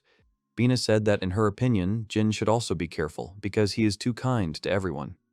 Reiko said that she agreed with this opinion. Father meddles in other people's business too easily. Bina said it was very noticeable and the guy was embarrassed. There were children sleeping on futons in the room. When Jin said that then he should stop teaching Bean, the girl shouted at him to continue doing it. I laughed at the guy that he had no choice, and what would happen if the girl continued to use other people. Another trading day at the counter ended and Bina shouted that they had done a good job today, as expected from her. Jin whispered to Reiko that he had probably overpraised her. The robot said that the girl was too self-confident. Suddenly, a guy in a suit came up to the counter and Bina was worried about his presence. The guy asked the girl if she was a bean crafting master. Bina confusedly introduced herself. The guy bowed and said that he was the butler of Mr. Count Garan and his name was Cloud. One of the servants was buying popcorn for the young master, and now the Count wants more. Cloud asked if it wasn't difficult for them, if they could teach them how to cook it. Bina got angry and started shouting that how to cook it and they wanted too much. The butler bowed and said they would pay and asked the girl again. Bina looked at Jin with concern. The guy nodded to her, and she told the butler that they could teach them. Cloud was delighted and said he would take her to their castle right now. Bina asked Jin if it was really worth selling a recipe for making popcorn. The guy said that sooner or later they would open it anyway and it was better to sell it now than when they figured it out themselves. The girl agreed and said that the nobles said they had prepared a decent payment and maybe this was a chance to ask for something more. Jin said that the girl's face was creepy when she was overcome by greed. Bina said she was joking, and her motto was everything for people, after she asked the guy to look after Nana and Rald while she was gone. Jin said she could rely on him, and the girl left. Bida got into a noble carriage, and the driver went from the girl's house to the count's palace. The comrades said goodbye to the girl, and Jin said that he hoped that she would not spoil anything and needed to take care of the younger ones while they were trading. Raiko and Jin brought the children to the store to collect new inventions for the counter and shelves. So far, Raiko has prepared dinner for everyone. Reiko and Jin were standing at the counter in the store when the guy said that Bina was already late. He was a little worried and hoped that nothing terrible had happened. Reiko asked him why he thought that. Jin looked at the counter and said that lighters and popcorn were unusual, but he did not think that the nobles were interested in it. It was just more logical for ordinary people who had little food and money. The guy said that maybe their goal is to evaluate her skills and technology. Reiko said that was a good explanation. Count Kazuma appeared at the counter and said that if he were in his place, he would decide to find out the character of the girl. The man said they weren't in their usual place, so he came here, but it looks like Lady Bina isn't here. Jin said she went to Count Garon's estate. The count thought about it and said that he was probably too late. He asked Jin if he could approach them with a business proposal. Jin was surprised that they were having a business conversation. The comrades went into another room, and the assistant said that it was awkward, and the count laughed that it was really very awkward. Jin told them not to talk like that in front of Bina. Reiko brought pieces of fruit, and the assistant was surprised by the apple, after which he said that he needed to check for poison and took a piece of fruit. The assistant was trying the fruit when the count said he was sorry that his man was a little paranoid. Jin said he understood him because he had a similar experience. The count said that sometimes the assistant goes too far. Jin said he understood, but they should be grateful for that. The comrades looked at the assistant, who had eaten all the apples, and the count asked if he had overdo it with the check. The man was sharply surprised and said that this apple tasted like this, and the count asked if it was so tasty, after which he took a piece from the plate saying that he had never tried cooling apples. The count went to the refrigerator, and Jin said that it was a magical device that cools everything inside. The Earl asked if Lady Bina had invented it. Jin agreed and said that with this, food could be kept fresh for longer, and if more food could be saved, they would be able to overcome hunger. But the problem is that due to the cost of materials, the invention cannot be sold on the market. The count inspected the refrigerator when Jin said they planned to recycle it to lower the price. Asked the count if this means that it will become publicly available. Jin said that there are many ways to happiness, so there must be a way that made everyone happy, and instead of sitting on your happiness, it's better to spread it everywhere. That's about our credo. The count thought about it, then said that this type of thinking was simply amazing, and said whether they would allow him to buy goods. The assistant approached the count and asked what about the water heater. The count said they would buy him too. The count said that the local craftmasters are trying their best for the common good, and it motivates. The count said that the phrase to sit over his happiness indirectly, but also concerns himself. The count looked at his comrades and said that he had come here to offer them to become his personal craftsmen and crafters, but said that he had changed his mind, because he can't involve them in something as dirty as creating tools for conflict. Jin asked in surprise about the conflict. The count took out a scroll, after which he said that there was information in the last 6 months that one of these people had supplied golems and magical beasts to Algeria against them. The count showed the map and said that later, after investigation, it turned out that the supplies were coming from the Chelarea region. It's impossible to say for sure yet, but an invasion is probably being prepared, so all the nobles are gathering the best craft masters. Jin was horrified when the count said that all this was to increase his personal strength against beasts and golems, as well as against the army of Celeria. But if only this force had been used only for invasion, everything would have been fine. The count said that some of the masters are used for internal struggle. Jin shouted that this was what Count Garana had turned to them for. The count said he couldn't deny it, but their job was to protect the kingdom, to train the workforce. Jin said that it could be true, and that meant Count Garan had a purpose when he attracted Bina. The count said that most likely the goal is the same as his. Jin ordered Raiko to find Bina. The count said that in order to enter the fortress, you need to go through certain procedures. He understands that with the power of Lady Reiko, they can skip all this, but he cannot allow them to do so. Jin tried to object, but the count said that he would go himself, and they should let the nobility fulfill their duties. The children looked out of the room when the Earl said that he would bring Lady Bean home as soon as he could, including for the sake of the children. Jin asked the Count if he could rely on him. The Count told them to leave it to him because it was also so that he could eat chilled apples at home. The comrades were sitting at home waiting, when suddenly Reiko told her father to get out of here quickly. The guy was surprised, but the robot said that several people were heading here. Several people in black hoods had joined the squad and were heading towards Bean's house. In the center of the squad was a huge knight with a heavy sword. Jin shouted that golems were really coming to them and they were up to it too and what was going on. Reiko took up a fighting stance in front of Jin. At Count Garon's estate, Bina was taking a hot bath. The girl was delighted and said that to take a bath from them, as expected from the nobles, they clearly live well. The girl decided that she needed to try harder and got out of the water. Bina went out into the hallway, where she met Cloud. The guy asked if she had a good time. Bina said that the temperature was just perfect. Claudu said he was glad to hear that and thanked him for his help with the popcorn. Claudia said that the Count's children liked it very much, and Bina was delighted. The guy said he would like to talk about a popcorn machine, and if she didn't mind, they would like to buy it for 10,000 tor. Bina was shocked and asked again that it was 10,000 tor. The girl thought it was their monthly earnings, but the car was created by Jin. Count Garana appeared in the corridor and asked why Kaluta was spending so much time buying one magic tool. Claudia apologized to the Count, but the man said that he only needed to talk to one craftsman. Suddenly, the Count said that Bina looked good, grabbed the girl by the hand, and led her down the corridor. Bina was shocked and screamed what he was doing and she needed to get back already. Bina called the butler, but Claudia turned his back on her and said that since this was the case, the Count could have fun. Bina screamed what they were doing. They were waiting for her at home. The Count grabbed the girl by the face and asked if she wanted any trouble to happen to them. The Count grabbed the girl by the robe and shouted that he did not need noisy women, after which he pushed the girl. Bina fell on the bed. The Count came closer and told her not to scare, and he would be gentle, because the night had just begun and they would have a lot of fun. Bina screamed for the Count to move away from her, but the man laughed insistently and said that if she were his, she would get a wonderful life. Bina screamed, when suddenly the door of the room opened and the butler Cloud ran out, who called the Count, but the man shouted for him to knock. The Count asked what had happened. The butler apologized and said that Count Kazuma had arrived and told him to bring Bean back home. The Count met Kazum, and the guest said that he had disturbed them so late at night, but he had heard that Lady Bean was here.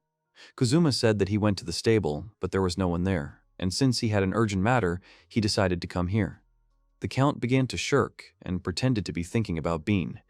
But Kazuma said that he had heard from the guards that the girl had not left the citadel and asked if the Count wanted to say that he had left the commoner alone in the citadel.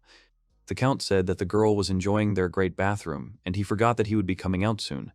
Kazuma asked if this was the case and said that he would call her right now.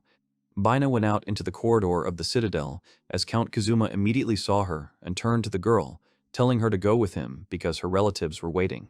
The girl burst into tears and took Count Kazum's hand. The Count was furious and shouted that this son of an old, noble family had just entered politics, and how dare he behave so insolently with them.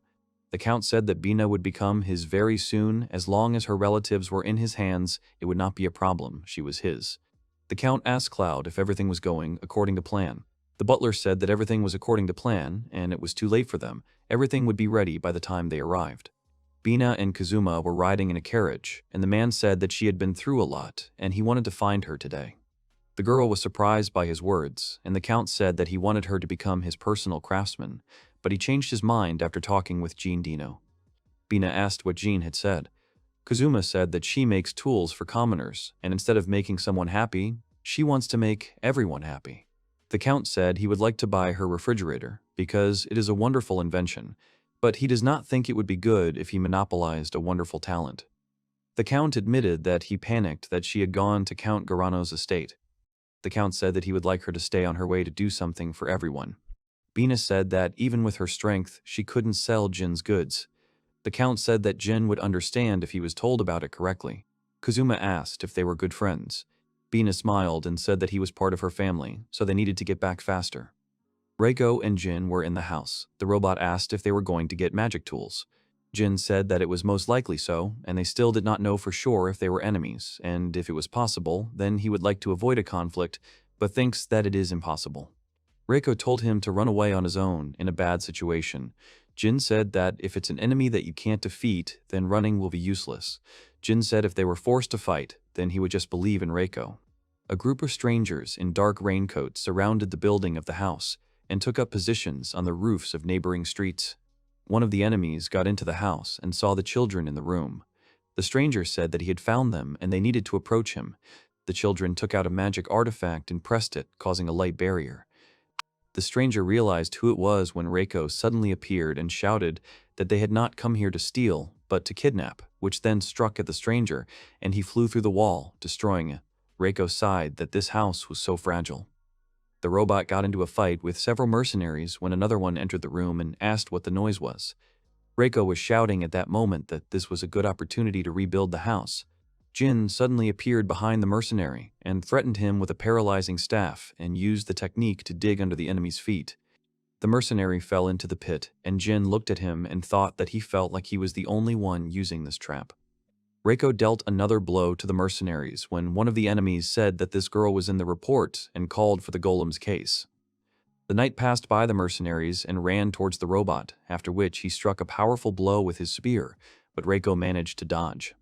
The robot landed on the ground, but abruptly jumped up and pushed the golem in the chest with a strong blow, which caused it to fall to the ground.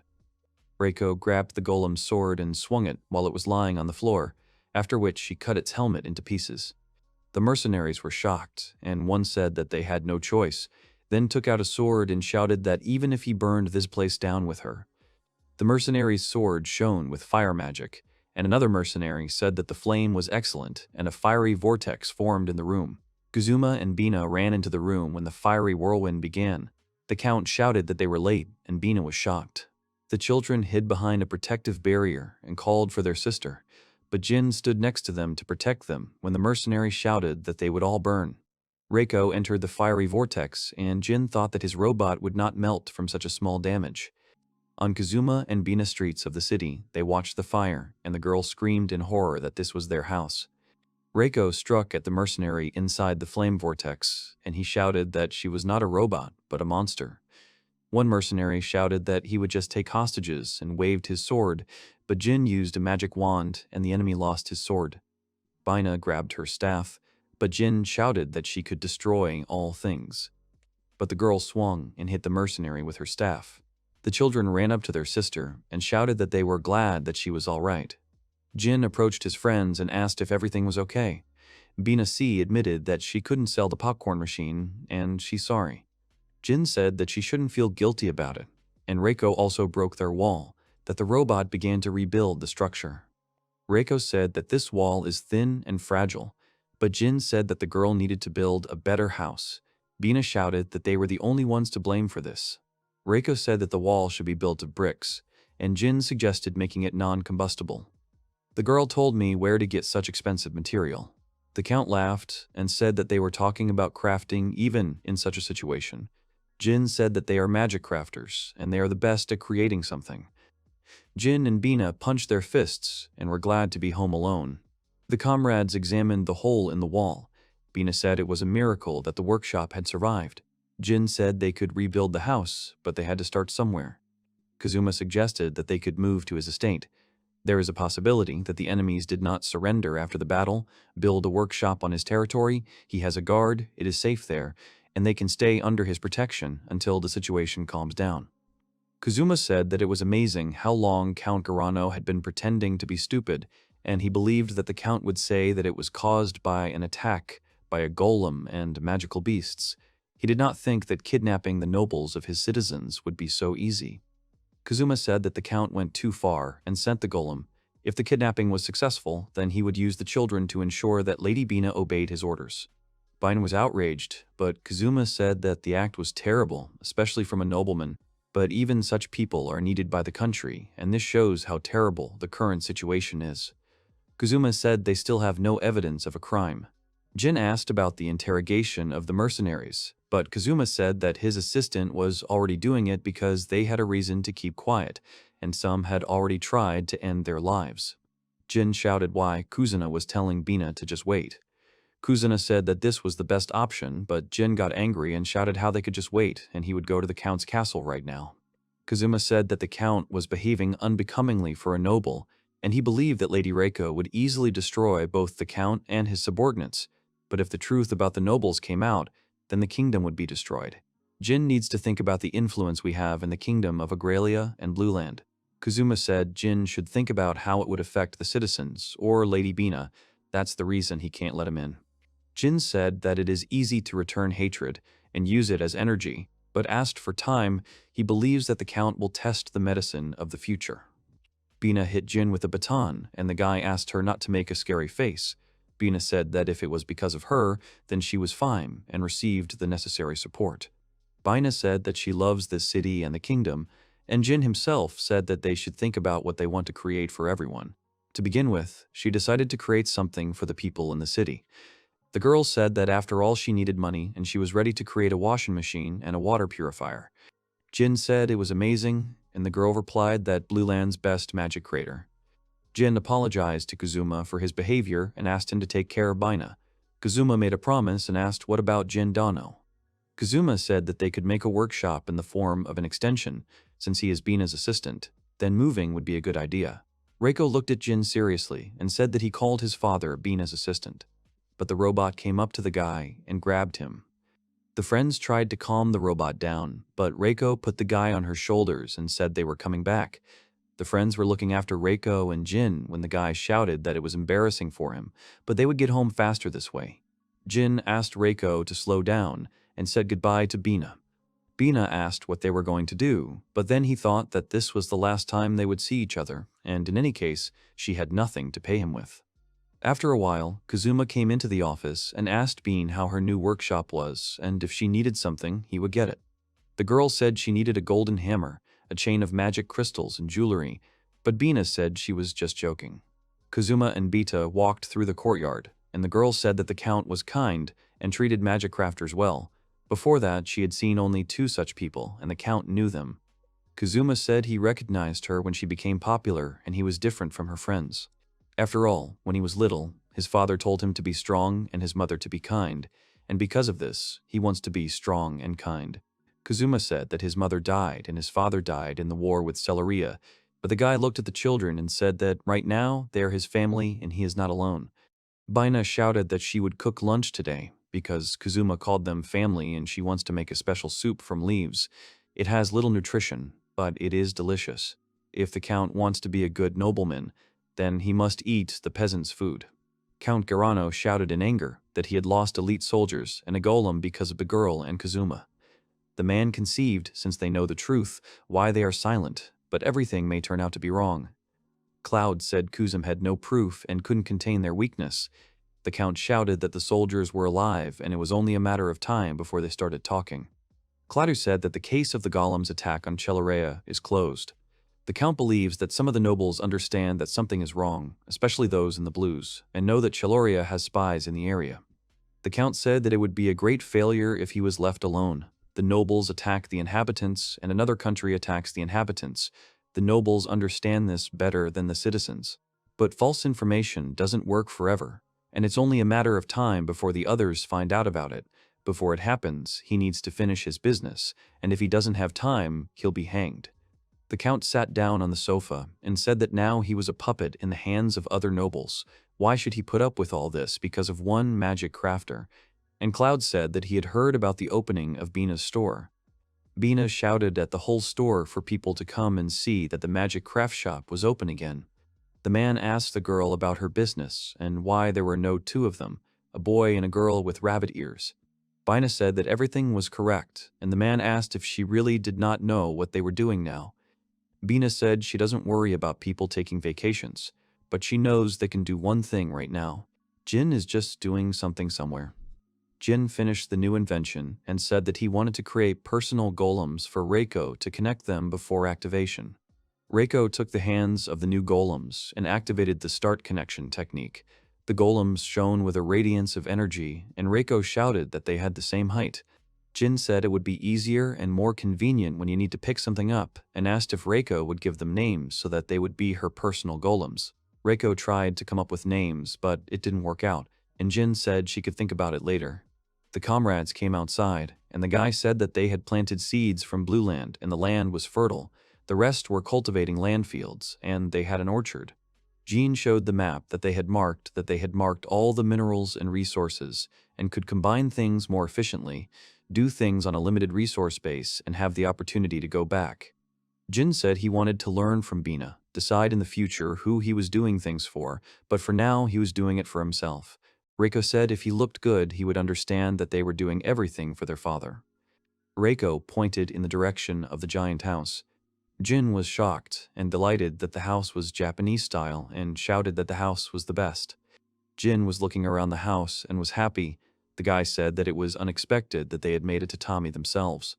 Reiko said she doesn't have her father's memories, but she didn't do the tatami completely. The robot recreated the object using photographs. It's not the same thing, but it looks like the original. Jin said it was convenient, but she also had magical powers, qualities, and knowledge. Jin said, after watching Bina, he realized that he had missed the knowledge about magic, and they are important for becoming a magic craftsman, but he got his knowledge from the master. Reiko realized that Jin was not happy, and the guy said that he did not like it, that the difference in knowledge between him and the era master was too big. Jin said he may have realized this after the incident in Kaina and tried to be quiet in Blue Land. Jin said that he must have withdrawn into himself again and did it again. Reiko shouted that he was a good man. She thinks he's doing it out of common sense. Jin said that he needed to look for another way out. Now he was trying to create an engine and everything was not going very well. Jin said it would be better if they had another way of transportation, such as cars, ships, and airplanes. Reiko said they had a coma, but Jin said he wanted to make long trips comfortable. There is no gasoline or battery in this world, so the fuel will act as magic, and this is the main problem. Jin took out a stack of papers and said that he needed to check something and asked Reiko to call the wind.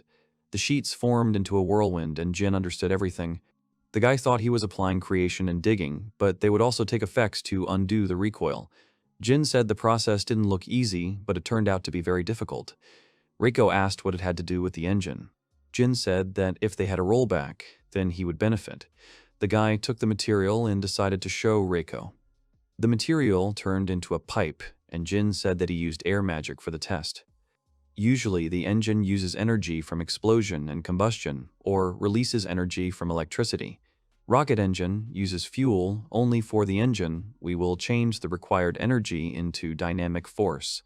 But with magic, you can keep the dynamic force and set the engine in motion, so you can do something more efficient. Jin finished the invention. Reiko called it a pipe, but Jin said it was a rocket magic engine and they were going to do a test now, so he asked Reiko to take it outside. Reiko's personal golems appeared and said that they would do it themselves and took the engine together and carried it outside. The comrades came to the clearing and Jin asked to install the engine and said that there would be a strong wind and you need to be careful. Jin activated the engine. Reiko grabbed onto it as a powerful stream of air burst out of it. Jin examined the invention and said that the recoil works, and with this they can hold the force, and shouted for Reiko to keep holding. Jin asked if she was okay and offered to use the help of personal golems, but the robot said that she would do everything herself. The airflow increased when suddenly Reiko lost her balance and lowered the engine down. Jin screamed in fright for the invention to stop. Dirt scattered on the ground. Jin asked if everything was okay while the robot was sitting on the ground, and a broken engine was lying next to it. Reiko apologized for breaking it. Jin said he would make a new one. Reiko said that everything failed because of her. Jin shouted that his mistake was because he was thinking about the result. Although he uses magic, the essence of research and item creation does not change. Jin said that's why it's not Reiko's fault. He told the robot to just go and take a bath. Reiko was sitting in a hot spring. She was thinking why he said that everything was fine, because she doubted the golem's help and brought problems to her father. Golem assistants appeared nearby and said that their father told them to wash too, because washing with magic is not fun. The assistants said that the father asked to support Reiko. The golems said that Reiko relies on her father, and they can rely on Reiko when they are not strong enough like her.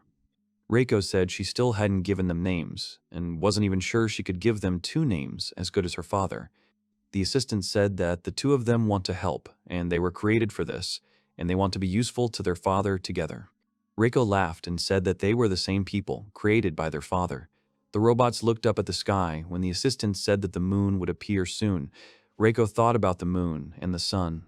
Reiko told the assistants that one would be called Luna from the silver moon, and the other Soleil from the Golden Sun. The assistants said they liked it. Reiko came to the workshop and Jin said that he had converted the research room into an experiment room because they should make a real rocket in the future. Jin said that they would easily test and improve the rocket magic engine here. It remains to put it on a crane and test it. Reiko asked if her father could trust her to run the test again, so that he would leave it to her, Soleil, and Luna. The robots went into the experimental room. Jin took a seat behind the safety glass and waved to the assistants. The rocket engine was activated, and Reiko and her assistants held it in place. After Reiko said that the magic was gone, Jin shouted that they had succeeded and had a great job. The assistants were delighted, and Reiko asked if they could create a transport now. Jin thought that the energy is still not enough for an airplane, but it can be adjusted to the rotation speed, which means that it can be adjusted to the rotation speed of a water transport. Jin decided that he could make it smaller and put it in a non-motorized plane, but after that it would cease to be so. The guy said that there is a long way to go to put it into practice. Jin said that they should focus on the realities before continuing the experiments, and the first in this world would not be an airplane but a ship, and they should go to the sea. The guy and the girl were on the beach. The place where they were was different from the island of Arai they were familiar with. If they follow the coastline, they will quickly reach the city of Potrak. The couple also wanted to find a small hotel along the way. The guy warned the girl to call him brother in public. Soon, during their walk, they found a hotel with a kind owner. A guy and a girl stayed in it. They went into their room. The guy, seeing her appearance, thought that the price of 300 tor per night for two was normal. He imagined a hotel on a tropical island just like this, although the guy had never been in them, so he couldn't know. In this place, the buildings were more open than in Blue Land.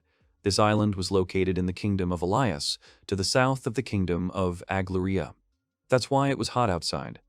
If you look at the structure of the village of Kaina, Blue Land, and Potrak, you could understand that civilization was at the level of the Middle Ages. The girl did not know the meaning of the word Middle Ages, but the progress of this world has returned to the Mother Era. This was not the era of the Masters, where everyone could use the gate to teleport on a daily basis.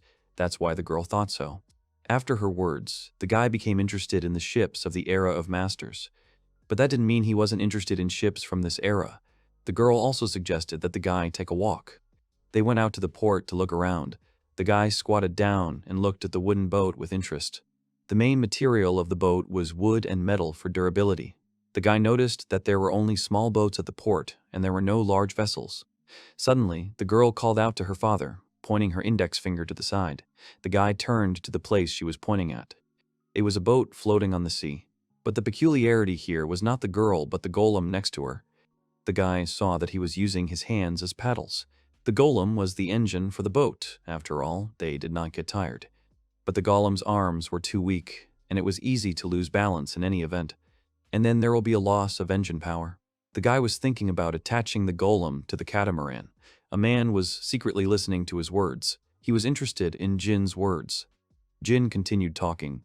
The catamaran was a vessel that could constantly move at high speed. There was one drawback to it. It was possible to turn over on sharp turns. The unknown man got up from his boat and confessed to Jin that he had been eavesdropping on him.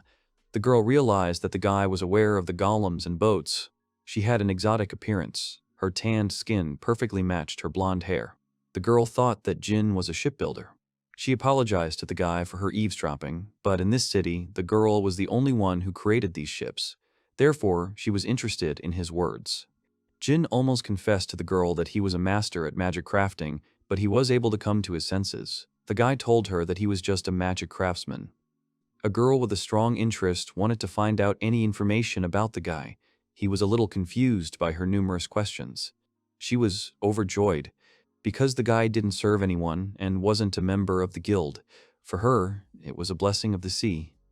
Jin's companion did not want to interact with the girl, as she was more likely to get them into trouble. Jin wanted to ask her a few questions about the ships, but immediately a new acquaintance asked them for a favor. A group of 3 people came to the cafe. The girl brought me to this place because it was delicious and cheap. Jin was a little tired. They had to walk a lot to get to the cafe. The guy was weak in front of beautiful girls. A girl with an exotic appearance introduced herself to them. Her name was Marcia. She was a shipbuilder from a neighboring town. The guy in response also called their names of the girl. His name was Jin, and his companion was Reiko. That's how they met. Jin wanted to know what Marcia wanted to talk to him about. The girl, pointing her finger towards the sea, pointed out the reason for her acquaintance with them. There was a boat he knew in the sea. It was a boat with a girl and a golem that was attached instead of an engine and oars. Usually, this type of boat was called a golem ship. The guy was a little confused by such a simple name. He told Marcia that they were not from this country, so they did not know about the name. Marcia, looking at Reiko, now understood why they had such boring clothes. That explained everything. The kingdom of Elias is surrounded by the sea, so they were rich in seafood, such as fish and other seafood. Their marine technology was the best among the countries. They also participated in many competitions on ships.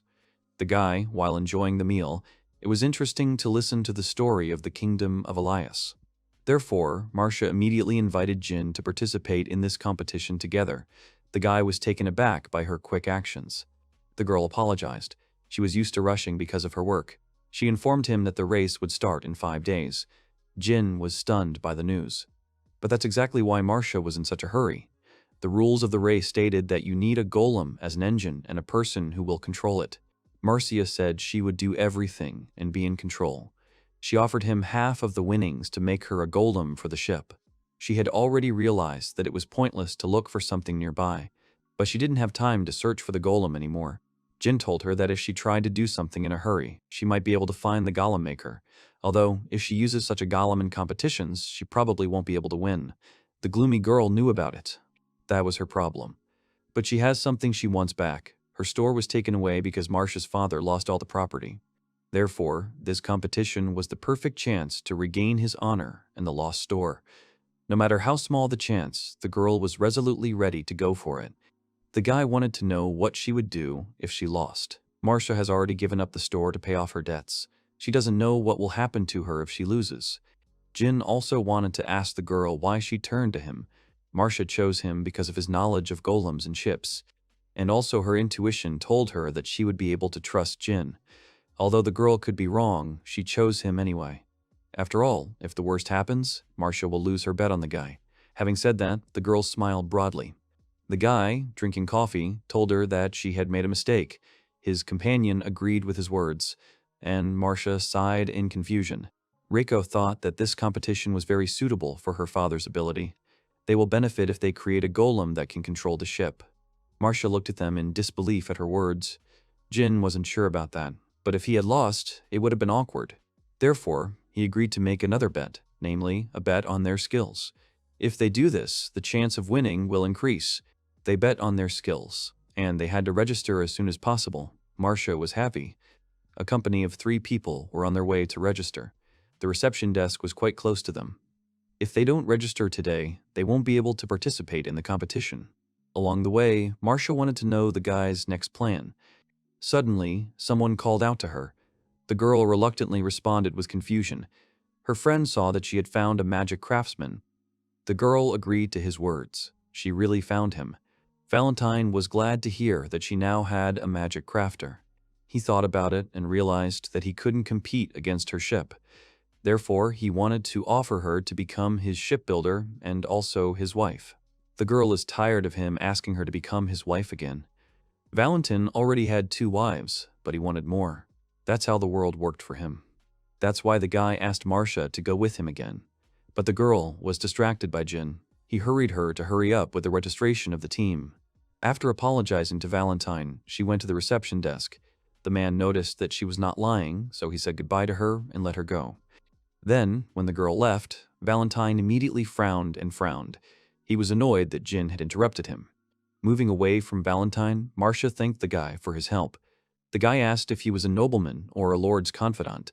The girl was surprised that the guy guessed about Valentine's situation. He was an earl and a lord's assistant. Valentine looked like a bossy guy. He was clearly not a good person. Jin and Reiko had a negative attitude towards the man. Soon they came to the check-in desk. Marcia went to register her team for the race. She needed to name her participants. She assumed the role of shipbuilder and controller, and Jin was a magic crafter who would create a golem. The employee asked the guy for a magic crafter's license or proof of membership in the guild. However, Jin had nothing. Then the employee asked him for examples of the guy's work. Reiko came forward as an example of Jin's work, but he stopped her. The employee looked at the guy uncomprehendingly. Jin also told Tom that he had left his examples of work at the hotel. Therefore, the employee had to conduct a small test for the guy. Jin was stunned by the sudden test. The employee took out 2 small pieces and put them on the counter. He asked him to form and modify something from these materials. The guy looked at it with relief. He thought that the man would give him a written test about the flair of a magic craftsman. The employee took the guy out and asked him to go into the room. Reiko was worried that the guy had left. Out of anxiety, she called out to the guy, but he reassured her and promised to finish the test quickly. The employee, seeing the sign from Valentine, nodded, thereby showing that he has fulfilled everything. In the room, the man gave the guy a piece of some kind of material. Jin, taking it in his hands, realized that it was blue copper. The guy didn't know what to make of this stuff. He had several options for things he could turn blue copper into. But then his attention was attracted by the things on the hanger. These were the swimsuits that were used in the last competition. They organized a competition for their design. Jin, seeing this, was able to make his choice. He had to realize his idea on a certain table. The guy put the blue copper on the table and began the magic of shaping the material. Copper was slowly changing under its influence. The magic circle drawn under the table lit up. The guy noticed the light emission that appeared and looked at it in disbelief. After a while, Jin left the room. The girls looked at him expectantly. They wanted to know how the test went. Jin answered ambiguously, thinking that he had passed. The employee looked at the figure with displeasure.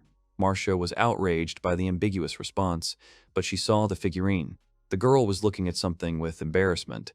Jin was smiling confidently and calmly, and Valentine noticed that something was wrong. The employee was holding a figurine made by Jin in his hands.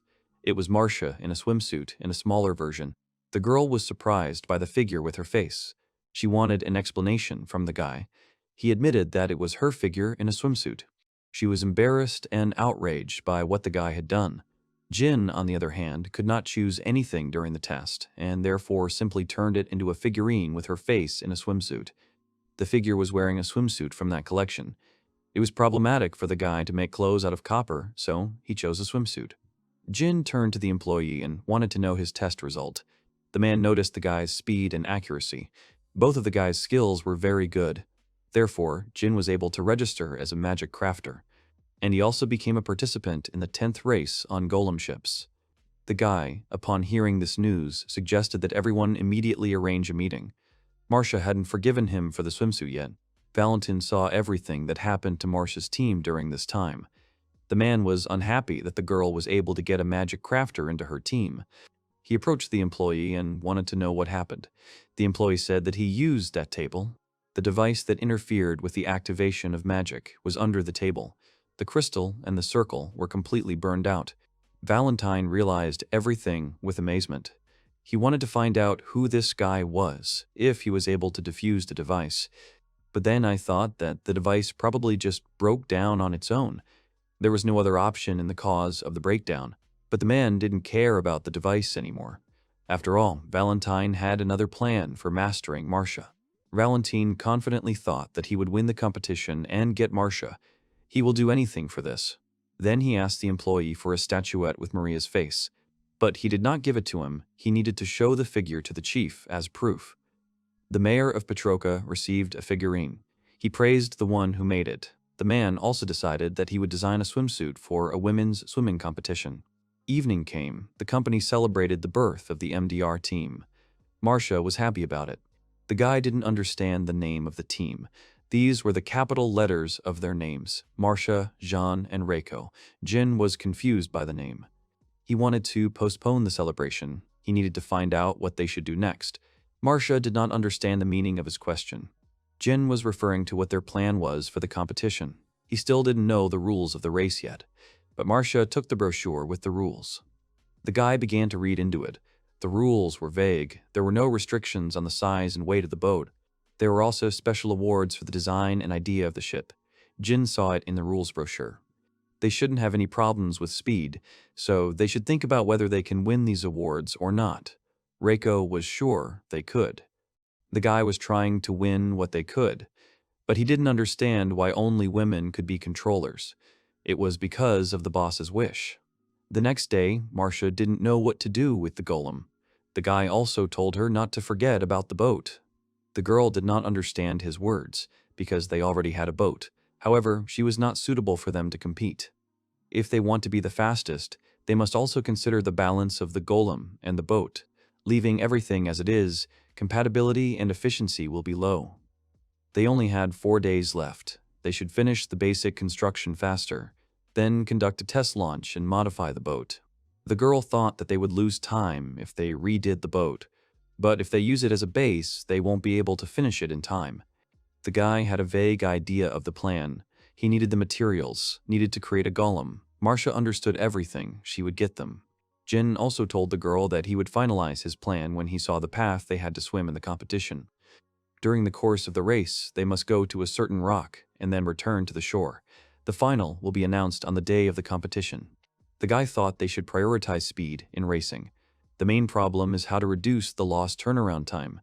The best solution would be a propeller, but making it would require detailed customization. They didn't have much time. Reiko suggested that he use a magic jet engine, but it will be difficult to control. There was only the option of rowing. The guy wanted to take full advantage of catamarans. Suddenly, he was attracted by a sound that sounded in the sea. Someone was jumping across the sea, making a loud sound. It was a golem of extraordinary beauty. It was designed to resemble a mermaid, having fins and a fishtail. The guy looked at it with admiration. The blonde guy was talking to the siren on the ring. He was conducting a golem strength test. Suddenly, the blonde guy was next to the sitting genie. Jin stared at him in surprise. Suddenly, the stranger turned to him and asked about the doll that was standing next to Jin. The guy was stunned that he realized that Reiko was a golem. The blonde guy was glad that he had guessed right about Reiko. He wasn't sure before, so he decided to ask. The guy praised Jin for Reiko. It was well assembled. As a magic engineer, he couldn't stand still without confirming it. Jin was surprised by his words.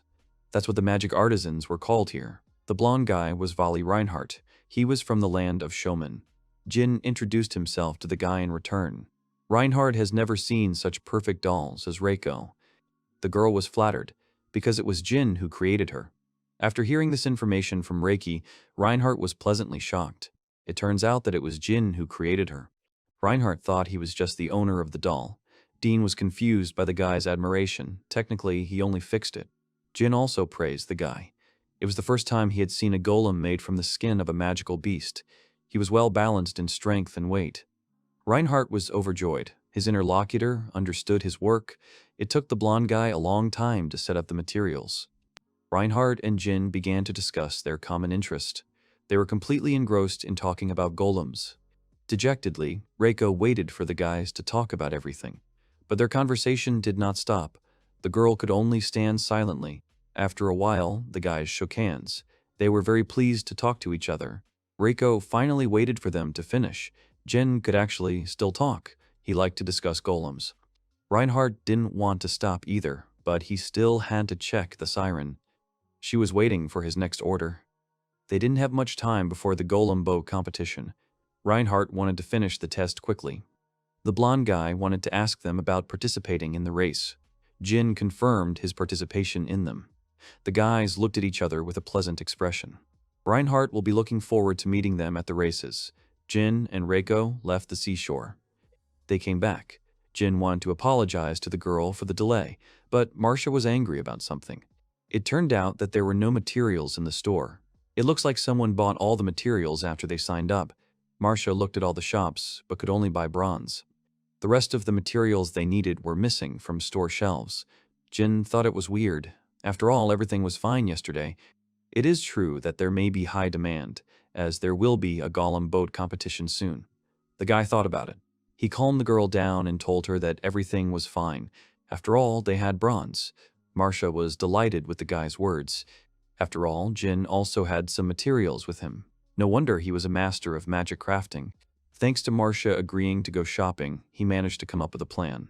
They started to create a golem. The girl was happy. The guy applied the spell, melting to the material. With a crackling, dark-colored stones began to come out of the ingot. Marcia was delighted by this. Jin explained to her that it was an empty rock inside the raw material.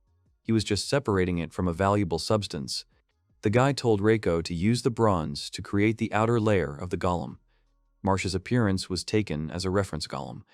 Marcia was surprised that Reiko could use magic too. The guy did not deny it, because she was his sister after all. The girl was delighted with this amazing duo consisting of a brother and sister. The guy had to agree. Reiko was a very capable sister. Soon they were done, and Marcia was glad. Suddenly, she noticed that their golem was created by a humanoid type. The girl had heard that the golem would be created based on her prototype, but she thought that the golem would be made with oars or something else instead of hands.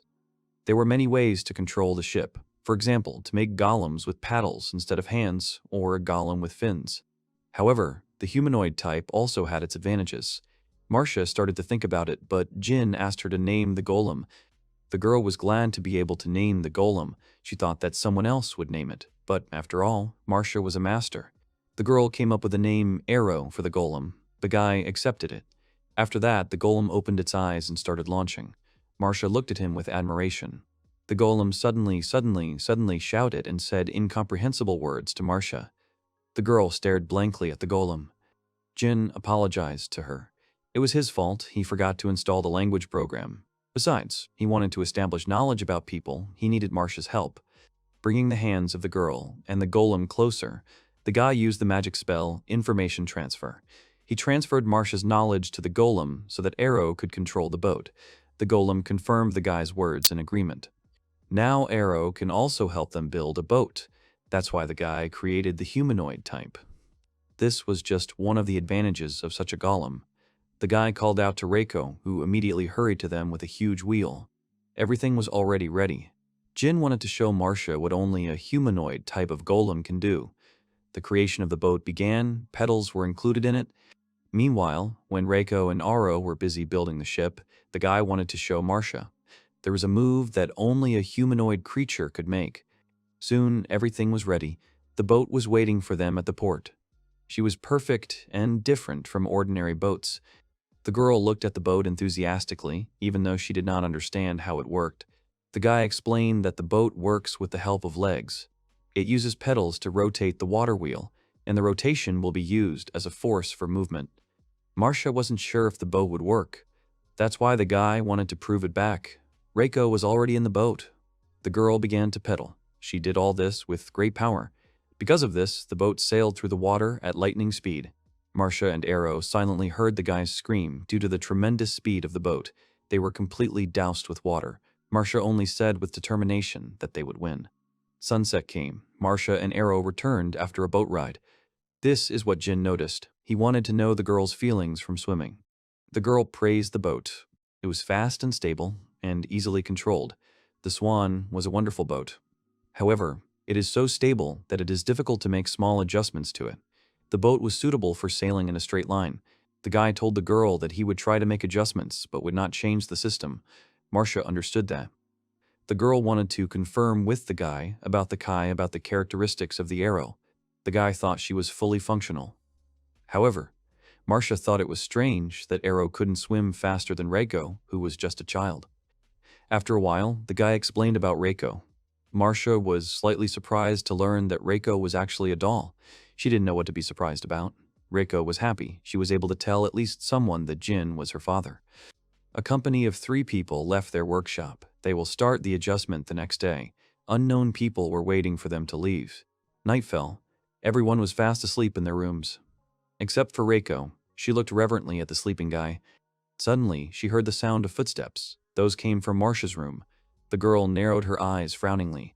Reiko realized from the sound of footsteps that there were 2 strangers. The girl got out of bed and ran towards them. 2 bandits tried to break into the lock of Marcia's room door and break into it, but they were stopped for a moment by Reiko's voice. Reiko thought that the uninvited guests had the wrong number, but when she saw one of them with a gun, she immediately changed her mind. The guy who tried to break into Marcia's door ordered his friend to deal with the girl. He accepted the order and wanted to get closer to her. But Reiko responded with lightning speed and headed towards the bandits. She wanted them to shut up. After all, her father was asleep. With one blow, she immobilized the man. Then Reiko moved with lightning speed to the second guy. She dealt with him in one blow. The men were unconscious. Reiko didn't know what to do with the unconscious bandits. when suddenly I saw the sea.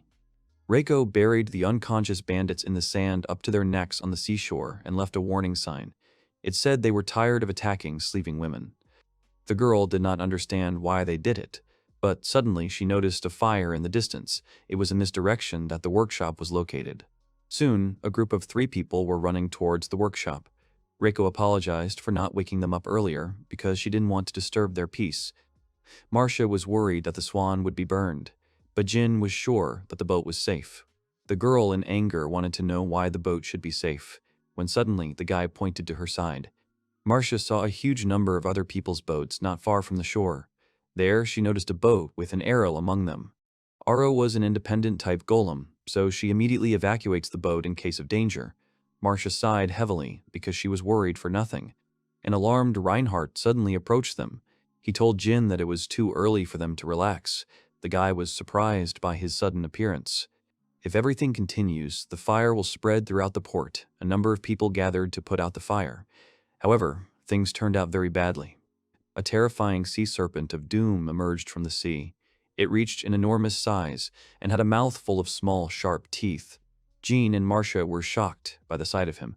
It was a monster that usually appeared only on the open sea. At the moment, the siren is attracting the monster's attention, but it won't last long. After all, she wasn't cut out for fights. Reinhardt wanted to lure the Serpent of Doom to the nearest marina and defeat it with magic. Jin understood the guy and started using the spell Formation. The guy used it to create a spear. He ordered Arrow to help the siren with distracting the monster, and Reiko to use the swan as a foothold. Jean asked Marcia if she was against his orders. The girl replied negatively. She wanted them to defeat the monster. Reiko immediately began to follow her creator's orders. She jumped up with lightning speed and landed on the ship. The boat was approaching the monster. Reinhardt ordered the siren to surface. Marcia ordered Arrow to circle around the monster, watching the surface of the water. The golems accepted the order of their owners. The siren rapidly began to rise up in the water, followed by a monster. When the siren rose up, floating in the air, it was the moment of the attack on the sea serpent. Reiko attacked him with her spear. The siren dodged the other way. While the monster was stunned by the unexpected attack, Reiko, without stopping, struck again.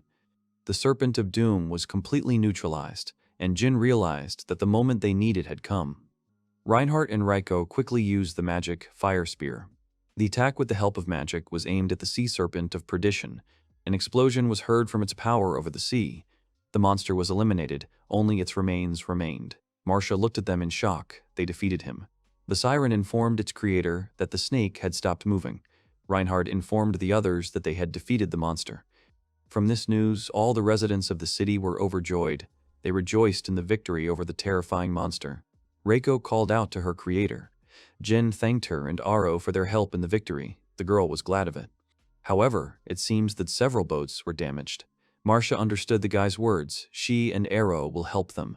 Reinhardt wanted to tell Serena to help them too, and he and Jin will help repair golems and boats. The guy didn't mind it. Reiko was ordered to put out the remaining fires on the docks.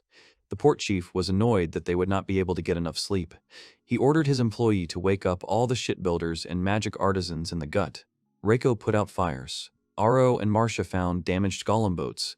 The port staff also contributed to their assistance. Reinhardt and Jin were doing repairs. Everyone was busy right before dawn. The tired guys from work finally finished with all the chores. It was a difficult night, but they were able to help others. Jin was tired, but he didn't think it was such a bad night. The boats and berths are as good as new. Moreover, the guy was enjoying the sunrise. Suddenly, Reinhardt was hailed by a girl unknown to Jean. Her name was Elsa. The blonde guy invited Elsa to join him for watching sunrise. The girl's gaze stopped on the black-haired guy.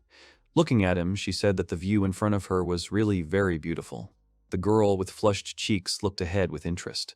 It was unknown if she was looking at Jin or at the sunrise behind him. However, immediately grabbing Reinhardt by the hand, the girl wanted to take him away because everyone was worried about him. He could only leave them. Reinhardt said goodbye to Jin. Elsa repeated the name of the black-haired guy questioningly. Her gaze rested on him once more. Jin, yawning, wanted to go back to the hotel and sleep. But Marcia wanted to say something to him, but the guy stopped her conversation. There were a lot of things he wanted to talk about, but they had to rest first. Marcia could only accept it. No matter what other people are planning, they definitely won't give up. Jin was seriously serious and angry about the incident. At the same time, there was a strong bang on the table in another place. Valentino was angry that his plan had failed, but they were still able to damage the boats of other participants. His interlocutor thought it was better to reduce the number of participants, but then the competition would have just been cancelled, and the man wanted to get everything he could. However, even though they sent some bandits to do this, somehow they ended up buried in the sand. It was also strange that the Sea Serpent of Doom appeared at such a time, but Valentino did not think deeply about it. The man just wanted to destroy everyone at the competition. It doesn't matter what he has to do it. Sometime later, in another place, Marcia was in a swimsuit. The girl was not sure that this outfit was needed for the competition, but the guy told her that he still needed it. Jin was embarrassed by his passion because of the beautiful appearance of the girl in the outfit. Marcia, blushing, embarrassedly covered her body with tears almost coming. The girl was wearing a tight-fitting open swimsuit. The port chief just laughed at that. This swimsuit was created for this year's swimsuit competition. They wanted to use this design for 10 years. Jin closed his eyes in embarrassment. Marcia felt insecure because of the swimsuit. She was on the verge of crying out of embarrassment. One sunny day, the guy was at the venue of the tournament. There was a preliminary stage, but there were a lot of people on the street. In addition, there were kiosks everywhere, since this place was used for events all year round. There is another race besides the Golem boat race, namely the inserts on the participants. A huge amount of money was used that day. Reinhardt said that everyone liked number 1 at the moment, Earl Valentino. Jin noticed a girl next to the guy. The blonde guy introduced his younger sister, Elsa, to everyone. He couldn't imagine her before because of the recent commotion. Jin smiled understandingly, but suddenly a blonde girl approached him quickly and directly. She silently stared at the guy with interest. Jin became worried, while Reiko quietly slipped forward, trying to block the guy from Elsa's gaze. Elsa was able to overcome her embarrassment after a while. She shyly thanked the guy for saving Reinhardt. The girl introduced herself to the guy, calling herself Elsa Randall. In response, Jin introduced himself and also introduced his small team. Marcia noticed that Elsa was also wearing a swimsuit. That's why she also participated in the Golem boat tournament. Marcia noticed that the color of Elsa's swimsuit was different. Rather, they will meet in the final. The girl did not want her to lose before reaching the final. But Elsa was confident in her abilities. She and Serena were the strongest.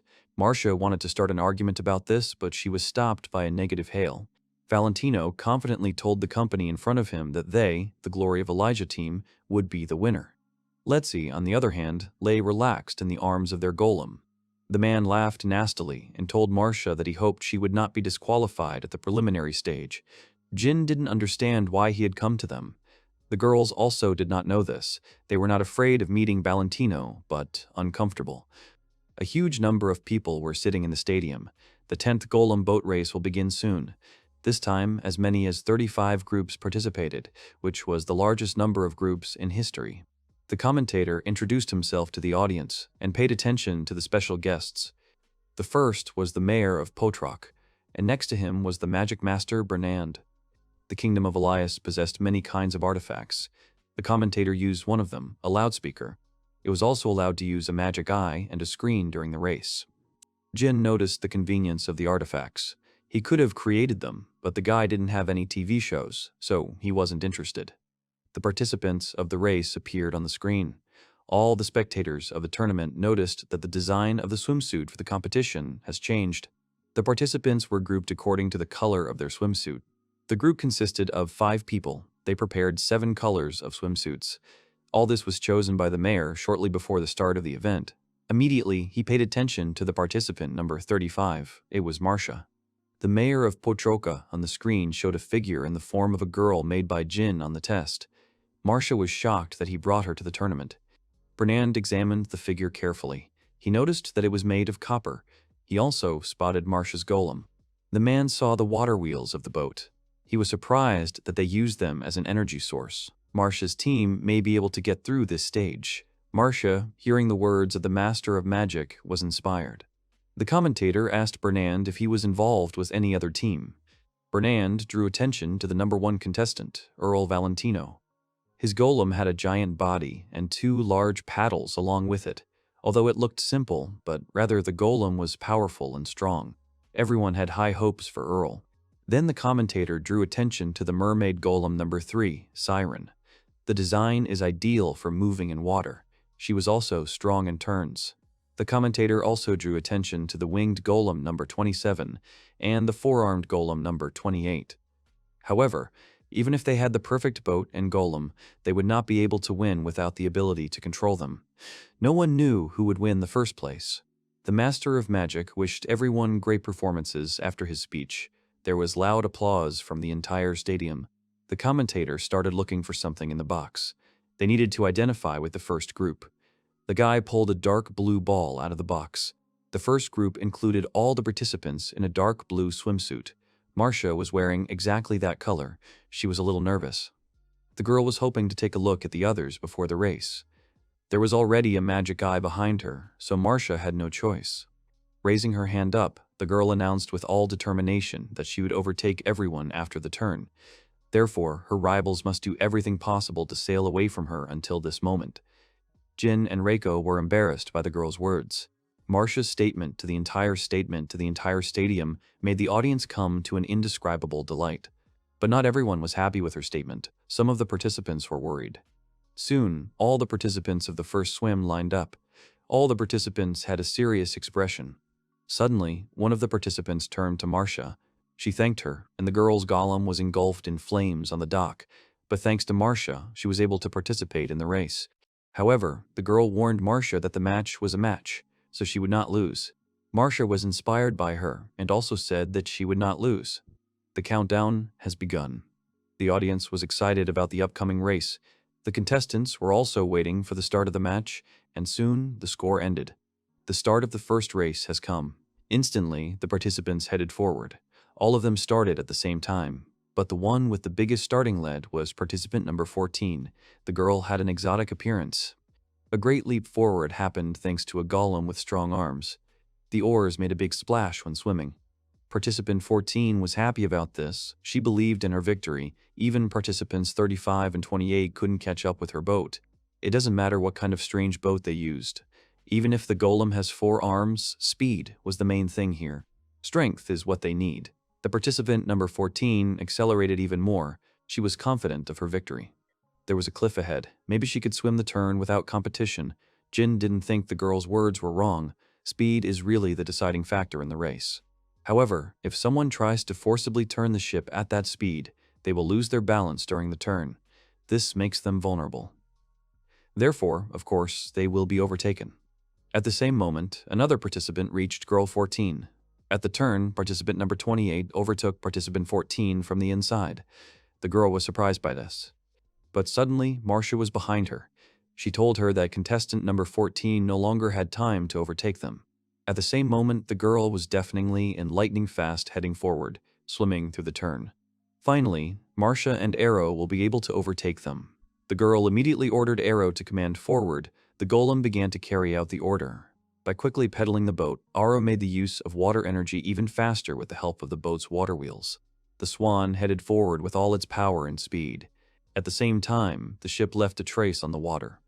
With these actions, and also the incredible speed of the boat, they made others tense up.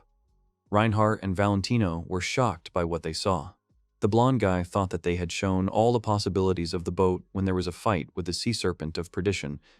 Reinhardt was shocked and at the same time delighted by Jin's excellent work. At the same time, participant number 35, Marcia, made an explosive leap forward. The girl was quickly ahead of the other participants. She felt a wonderful feeling at the same time, as if Marcia could see and feel everything around her.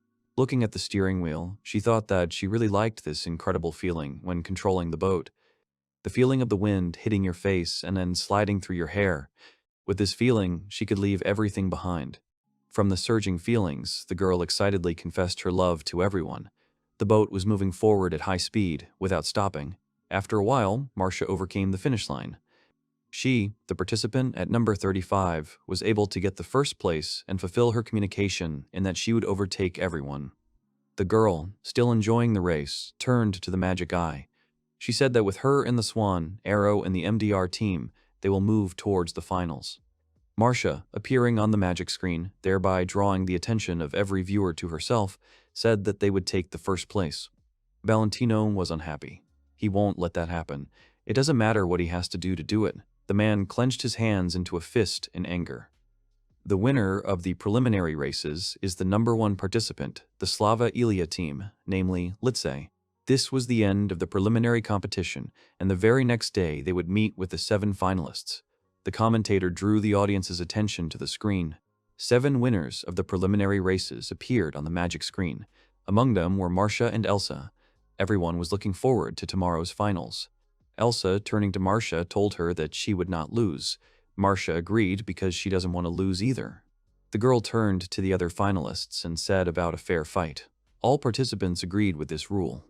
Already at the hotel, Jin scolded the girl slightly. After all, she put on a show at the race.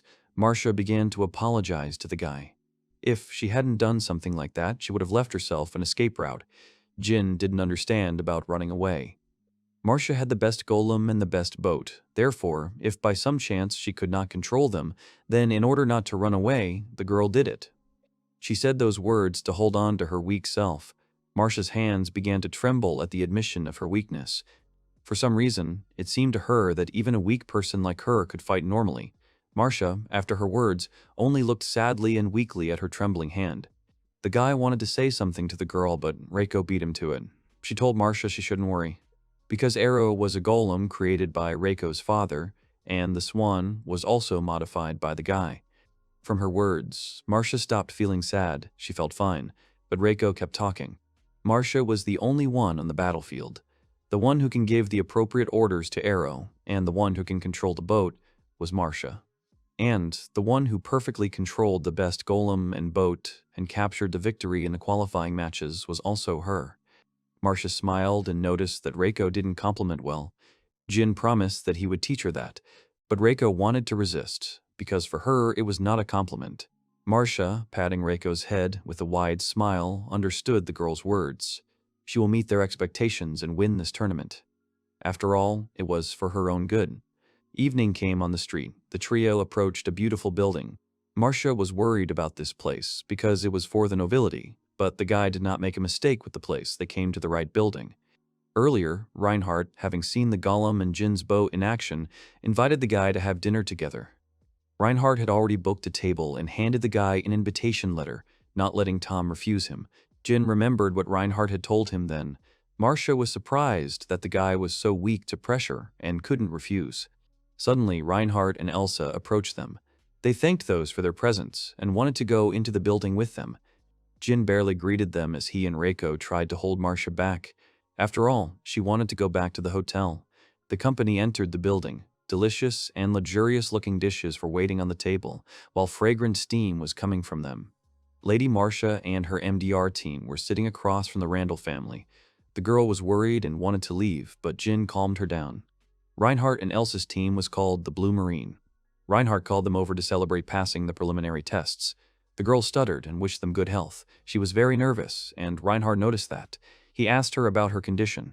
She was concerned about the interior of the room. The room was decorated with luxurious and expensive things, and there were also maids and a butler. Marcia nervously asked the guy if he was a noble. Reinhardt agreed. He was the 4th son in the family. It wasn't necessary to pay attention to it. After all, he is a man from the kingdom of Scholler. So the guy said not to worry about his behavior in front of him. Jin wanted to know what they were going to talk about. Reinhardt immediately cheered up. He wanted to start a conversation about boats and golems. But he was stopped by his sister's reproachful glance in Reinhardt's direction. So the guy stopped talking about it. Jin realized that Reinhardt wanted to talk to them about another topic. There was one more issue they needed to discuss. The blonde guy wanted to talk to them about the fire that happened recently. Everyone immediately became serious. The fire was set on fire at Marcia's cruise dock, and from there it spread to other berths. Marcia didn't believe it because they didn't leave any combustible items on the dock. Reinhardt thought so too. Jin realized that someone had started a fire, and the perpetrator was targeting Marcia. The girl was surprised by this. She didn't understand why someone was targeting her. Jin also didn't know why someone was targeting the girl. The guy also noticed that Randall invited them in order to find out if they had someone in mind. Reinhardt agreed with his suggestion. Marcia began to list possible enemies. It could have been anyone she knew. The guys were surprised by the number of her enemies. Of all the list, she believed that her father's debt was the main problem. But the guy thought differently.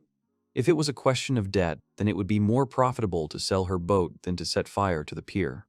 Reiko remembered that there were several people who wanted to kidnap Marcia that night.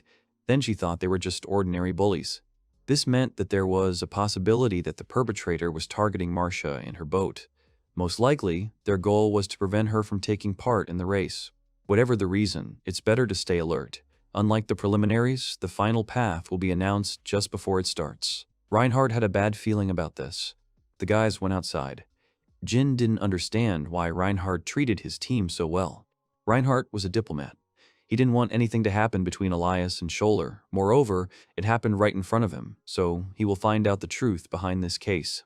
Moreover, if this case is really related to the race, then Elsa will be in danger. Reinhardt couldn't close his eyes to what had happened. This did not mean that he sympathized with them. Jin understood the meaning of the guy's words and apologized for thinking about something else. However, it would be a lie for Reinhardt if he said that he had not thought about favoring them at all. After all, they were friends of magic artisans. Reinhardt enjoyed talking to Jin. That's why he invited the guy to the shoulder. Jin smiled and told Tom to fight together with all their might in the final so that they would have no regrets. The audience watched the race with excitement. The next day, the finals of the 10th Golem boat race began, and the one with the biggest starting lead was the number 1 participant, Litze from the Slava Ilya team. Jean and Reinhardt stared intently at the race, while Valentino just grinned. He was confident of his victory. The rest of the participants were in a dead end. The commentators suggested that the participants were afraid of each other, so they did not gain much speed. Marcia was worried about this. She noticed that the participants just gave up.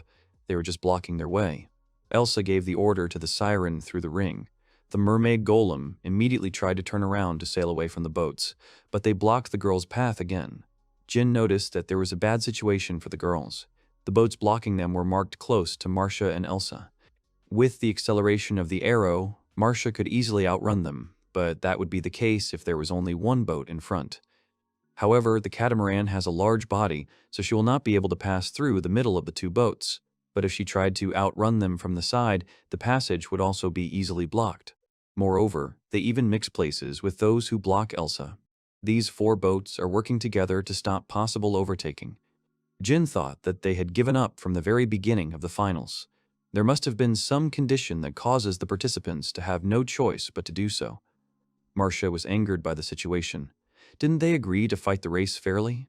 One of the participants was scared by the girl's scream, although she did not hear Marcia very well. Another participant understood the meaning of the girl's words. But if they don't, then something bad will happen.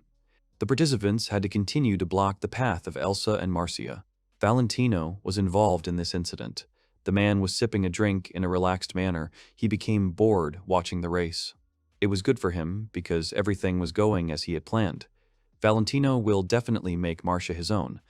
The girl was angry. She didn't want them to get in her way, no matter what their reason or purpose was. Everyone joined this race for their own reasons. There are a lot of people who dropped out at the preliminary stage, so that only those who want to fight with all their might or do something like that remain. Marcia didn't know who was behind it, but they didn't dare to hinder those who want to fight seriously. They didn't dare to do something so despicable. The girl immediately ordered Arrow to turn around. The golem accepted the order of its controller, and the boat began to pull back. The participants were shocked by this.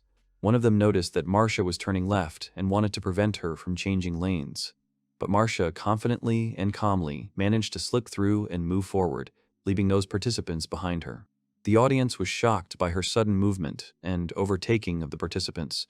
She didn't just slow down, but immediately created a big gap. Then she pretended to walk away slowly. Then, when those 2 boats were lured inside, Marcia made a sudden acceleration.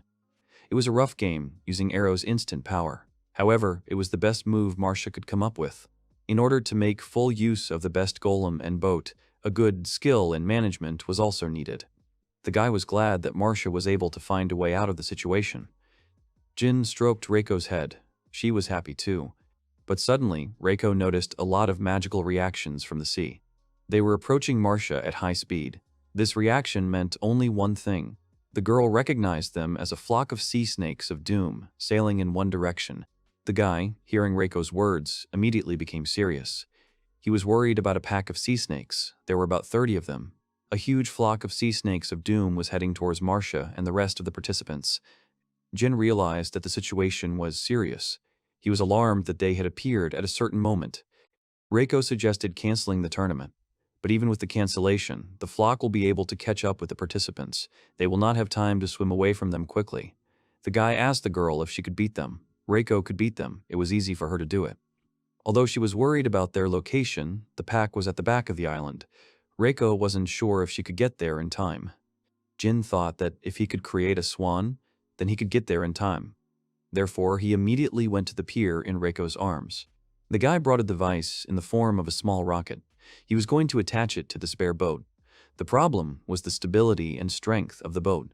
Therefore, they had to work with the spare parts of the swan for now. Then they just have to do everything. The guy hoped that the ship would not collapse. Jin turned to Reiko. The guy wasn't enough for the role of controller, so Reiko also had to control the steering wheel with one hand. Jin will control the exit. With the help of the device, they will not exhaust their magic power. Reiko noticed that the situation was the exact opposite of a golem boat race. The guy didn't understand the meaning of her words. Immediately, Jin began to steer the boat. He started the maxi jet engine. The boat sped across the water at lightning speed. The boat was gaining rapid speed, which made Jin feel sick. He felt that the situation was not good. It was dangerous. After all, the speed of the boat was stunningly fast, which is why the boat took off when it collided with the waves. The guy asked Reiko about the direction, if it was the right one. They were in the right direction. The girl felt their magic. The 10th island was also visible ahead. If they continue to swim forward, they will soon engage the sea snakes in battle. The guy noticed the appearance of a flock of sea snakes of doom. He was glad that they had finally arrived. Immediately, a flock of sea snakes of doom was subjected to a magical attack. Attack after attack was inflicted on the monsters, thereby eliminating them. The girl, without stopping, used her magical powers to destroy and neutralize all the sea snakes of doom. She needed to shoot at the water to provoke those. It was necessary to divert the attention of the pack of monsters from the island of Io. All this had to be done before Marcia and the other participants arrived. Jin wanted Reiko to crush the monsters that appeared out of nowhere. The sea snakes were completely enraged by the deafening explosions. They were quickly following the tracks of the guy and the girl with anger. Reiko noticed that one of them had dived under the water. Jin asked her if she could walk underwater. It wasn't a problem for the girl. Then the guy started looking for something in the bag. The guy was holding a lot of small stones in his hand. He didn't give them away. If they went too deep, it would be very difficult. Reiko saw that he was holding magic stones in his hand. The guy had to restrain them. To do this, he poured more magic into them than they can handle. After that, the guy just threw the magic stones overboard into the water. The magic-activated stones began to glow in the water. Later, at the depth of the sea snakes, the magic stones exploded. Because of this, the sea snakes of perdition, which are underwater, surfaced. Reiko was delighted by this. It was just a distraction. It was the guy's favorite moment. Jin used the acoustic detection spell. From the acoustic vibrations in the water, a flock of sea snakes of perdition roared and tried to rise into the air. The guy's spell worked. He was worried that the high frequencies would only spread over a short distance, but he succeeded. Reiko immediately started using magic. She created a huge explosive ball with the help of a magic explosion. The girl directed the explosive ball towards the sea snakes. Soon, there was a deafening explosion at the place where the monsters were. The guy did not take into account that the explosion would raise waves in the sea. Therefore, the boat tilted forward, thereby lifting Reiko into the air. The girl fell into the water, being at a distance from the boat. She wasn't worried about this situation. Reiko was a little tired after the spell. The guy couldn't do anything. He wanted to tell the girl to wait for his approach. When suddenly, she disappeared from sight. The sea serpent of doom attacked Reiko. Jin was immediately alarmed. The monster captured the girl in its mouth. Reiko got stuck in the back of the monster's teeth. She couldn't get herself out of the mouth of the sea serpent of doom. So she told Jin to run to another place. She wanted to eliminate the monster. But the girl did not finish her plan. Jin was already at the ready with a gloomy face. The guy transformed the magic power and directed the flow of magic at the monster. At the same moment, the spell Light Ray overtook the Sea Serpent of Doom, thereby eliminating the monster. From the attack, the monster relaxed its grip and relaxed its mouth. The girl was freed from the Sea Serpent. Together with the monster's head, it began to fall. The girl fell into the water again. Jin sighed wearily and with relief. Suddenly, the girl immediately found herself next to the guy's boat. She apologized to Jin, but he wanted to know her condition.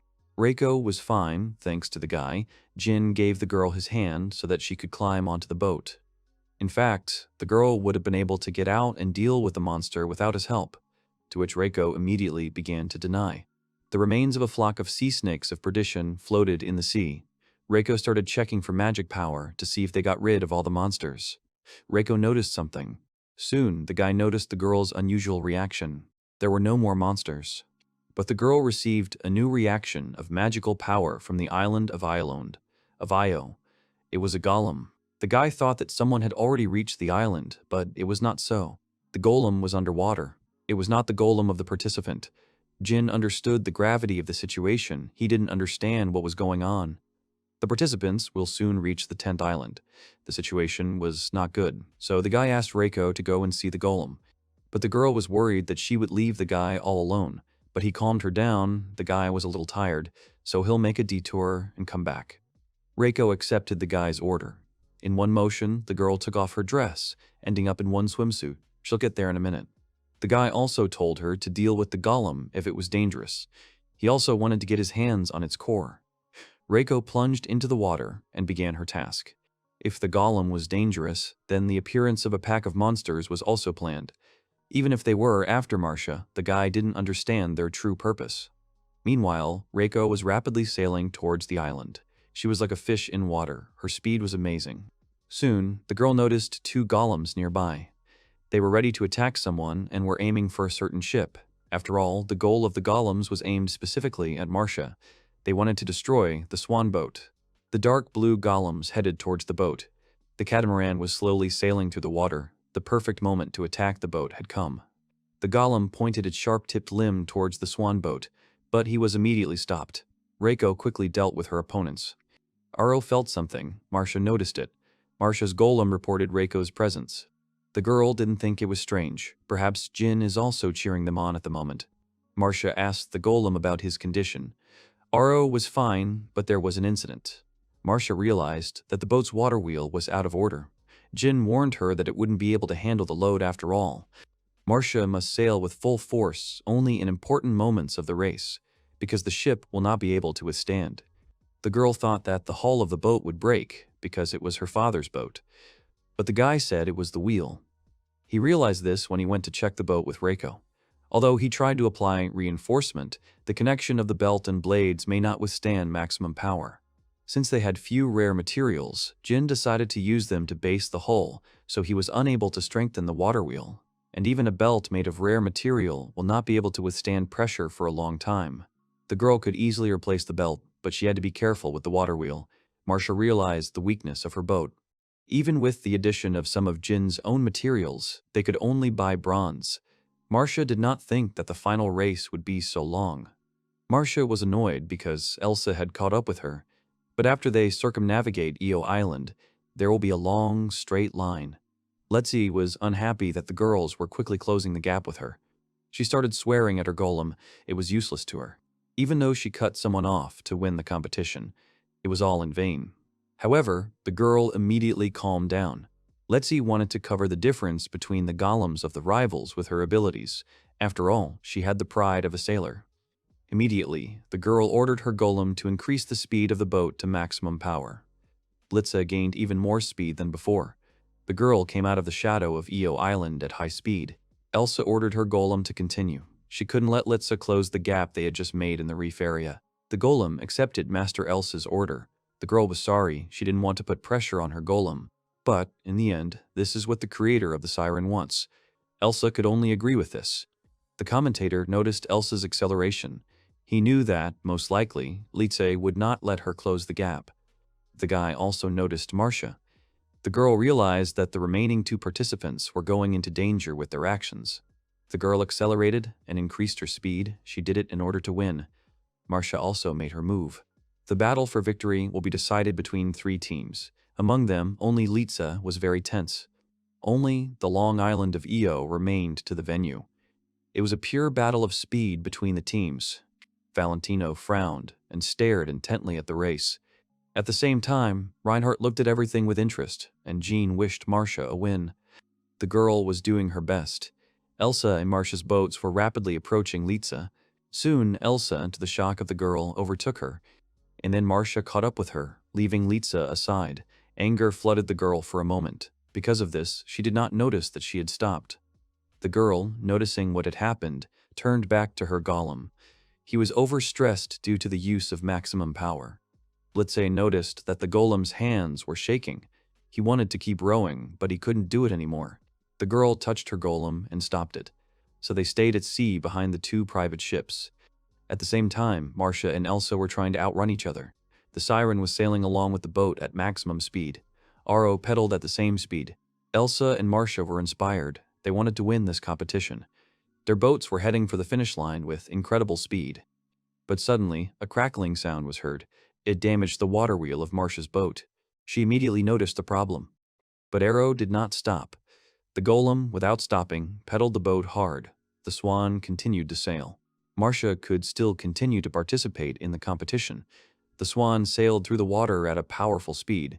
Marcia and Elsa matched up. The girl was able to reach her opponent. Elsa, noticing this, turned to the siren.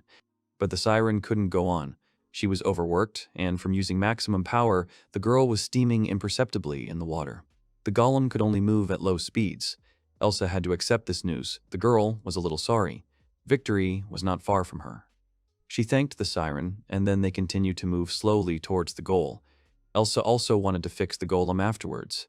Marcia, without slowing down, heard the commentator's words that Elsa had slowed down the speed of the boat. At the last minute, despite the fact that it was fun during the whole race. But everyone had one thing they couldn't forgive. Marcia understood that. The girl overtook the first team and the third team. The 35th team swam the finish line. Marcia won. The MDR team emerged victorious. It was a touching victory. The commentator approached the gloomy girl and wanted to know her condition. When suddenly she didn't answer him, just frowned at the guy. The commentator was surprised by her displeased expression. Marcia suddenly grabbed the microphone from the commentator. The girl turned to her secretive rival, who was interfering with her in the race. He always interfered in her affairs, and was even involved in her problems with participating in golem boat competitions. Marcia never wanted to forgive him. Although the girl didn't have any evidence at the moment, they would definitely pay for everything. The audience didn't understand what she was talking about. Valentino just frowned at her words. Suddenly, a statuesque woman turned to him. She asked the man about Marcia's words. It was the Marquis Dominic de Firenziano. The man was surprised by her appearance. Dominic noticed that he did not come out to his team. Valentino was alarmed that such a person with a high title would come to a place like this, to which she replied that the race is one of the biggest events in the country. Therefore, she must see everything for herself. Besides, if her subordinate is cheating, then of course she should have come to this place. Valentino was taken aback by the Marquis's words. But immediately, the remains of golems were thrown out on the pier, which were hidden under the island of Io. Marcia and the race organizers were stunned. Reiko jumped out of the water onto the dock and held a piece of one of the golems in her hands. The girl congratulated Marcia on her victory. Reiko gave Marcia the part. It was the core of a golem. The girl reported that the golems were hiding in the rocky area of Io Island. Now Reiko was wondering who made them and for what. She couldn't wait to find out. Marquise Dominic immediately turned her attention to Valentino. In her hands, she showed a detail of the golem. The woman asked the man about it, but he tried that he didn't know anything about this detail. But Jin caught him on the pretense. He and Reinhardt can find out whose part it is when using the magic of reading on it. The man's face immediately changed at the sight of them. Valentino insulted the guys with a gloomy face. He realized that Reinhardt and Jin were to blame for the situation. They calmly looked at the gloomy man. The blonde guy wanted to force Valentino to confess everything, because his sister was involved in this incident. Valentino will lose his title after that. Reinhardt wanted to take the man out so that he confessed, calling him the former count, but he just stared at them speechlessly. Bernand took over the golem control core. The man wanted to find out what was in the golem's core. Therefore, Bernand used the magic of reading on him. After application, the man stared at the contents of the core with wide eyes. Immediately, a voice from the core sounded through the stadium. He talked about the detention of all boats except number 1, and also about the destruction of Marcia's boat. The audience was stunned by the words spoken. The command was given by Count Valentino. Marcia, when she heard that a man was involved in the case, was angry. Valentino remained calm. Everyone also found out that the man threatened the participants of the race, who blocked the paths of Marcia and Elsa. Marquis Dominic is tired of listening to a man's excuses, but Valentino had no such intentions. He touched his ring. Immediately, a hole was created in the wall from the golem's impact. At the same time, the man was cursing everyone. After that, the golem came out of the wall, completely covering the man. Jin noticed that the golem was the same as those who wanted to attack the boats. Valentino had a lot of them. The man with a gloomy look activated the magic stone on the ring. At the same moment, a huge number of golems appeared in front of people. They appeared from all sides, even some surfaced from the depths of the sea. Marquis Dominic was shocked by the scale of the golems. Everyone forgot that the venue for this competition was built by the golems of his Hudson family. The man ordered them to destroy everything. The golems accepted the man's order and launched an attack on everything. A crowd of people tried to escape from the golems heading towards them. Dominic was unhappy with the man's actions, but he made those who did not let him do what he wanted to do guilty. Valentino, having climbed onto the golem, wanted to leave the kingdom of Elias. The Marquis remained far away from him, looking helplessly in his direction. Jean was angry that, instead of admitting guilt, Valentino simply fled the scene. The Marquess ordered him to be kept on guard. Now they needed to evacuate civilians. Reinhardt used magic to attack the golem, thus protecting the defenseless viewer. Jin also started protecting civilians. The guy, using the magic of the laser, aimed at the golems and attacked them. Reiko also did not stay away.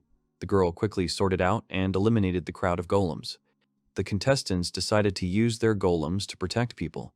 Their golems attacked their opponents. The battle continued. At the same time, Litsa was concerned about the condition of her golem. He abruptly switched off and stopped. But the next second, he stood up. The girl tried to cheer up the golem. They almost reached the finish line. The golem stared at her blankly. When the girl touched him, he jumped up sharply, thereby scaring Litsa. The girl did not understand what he was doing. She was a little unhappy. Due to the sudden movements of the golem, the boat could capsize. The golem got to its feet and walked towards the sea. Lite warned him that he couldn't swim, but he didn't stop. The golem plunged into the water, leaving the girl alone in the sea. Litze was shocked that he just left her. Meanwhile, Reiko dealt with the golem. It was the last of Valentino's army. Jin praised her for that. But Reiko was worried that she had inadvertently failed to notice the presence of these golems. Jin calmed her down.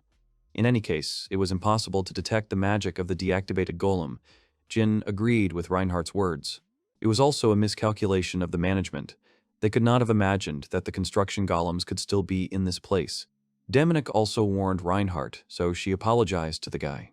But the woman did not understand why Valentino did all this for the sake of victory. Marcia also didn't know anything. One day he asked her to be his wife or a shipbuilder, but Marcia didn't trust him because he looked suspicious. Marcia thought that everything that happened was because of her refusal. That's why she felt guilty. But Jin calmed her down. To go so far, it is unlikely that he would have done it without malicious intent, simply out of a desire to take revenge on Marcia. Valentino was up to something serious. Suddenly, Lisa approached them. The girl was tired of manually paddling to the finish line. They couldn't believe Litsa had come here. Everyone thought that the girl had run away with Valentino. Litsa didn't want to go anywhere with Valentino at all. After all, then she would not have finished. Marcia looked at the girl in awe. Litsa also asked about the condition of her boat, the Swan. She said that Valentino was always thinking about either Marcia's pier or the girl's boat. He wanted to return something or burn it. Litsa didn't know what he wanted to find. If I had known, I would have told everyone the name right away. She hadn't heard the specific name of that thing. Marcia realized that it was Valentino who was involved in the fire of her pier. Jin thought everything was strange because there could be nothing hidden in the dock or in the boat. Arrow also stood guard. Reinhardt realized that Valentino had hidden the item in the boat, even before Jin modified it. But then Jin would have known about it. Reiko also checked everything. Reinhardt wondered where they could hide it. He asked them about an inconspicuous place in the boat. Jin immediately remembered about the glove compartment. There was a rope and a small case. The guy took out a knife case. He thought it was a valuable item, so he left it there. Marcia was stunned. She thought this knife was made by a guy. Elsa picked up a knife and noticed one interesting detail. The stone on the handle of the knife belonged to an Elredorite. Elsa reported this to Dominic, who agreed with her assumption. Reinhardt took the case in his hands. He wanted to examine it. There must be a double bottom. Soon the guy found it. There was a contract of sale for Elredorite. It was signed by Valentino de Hudson.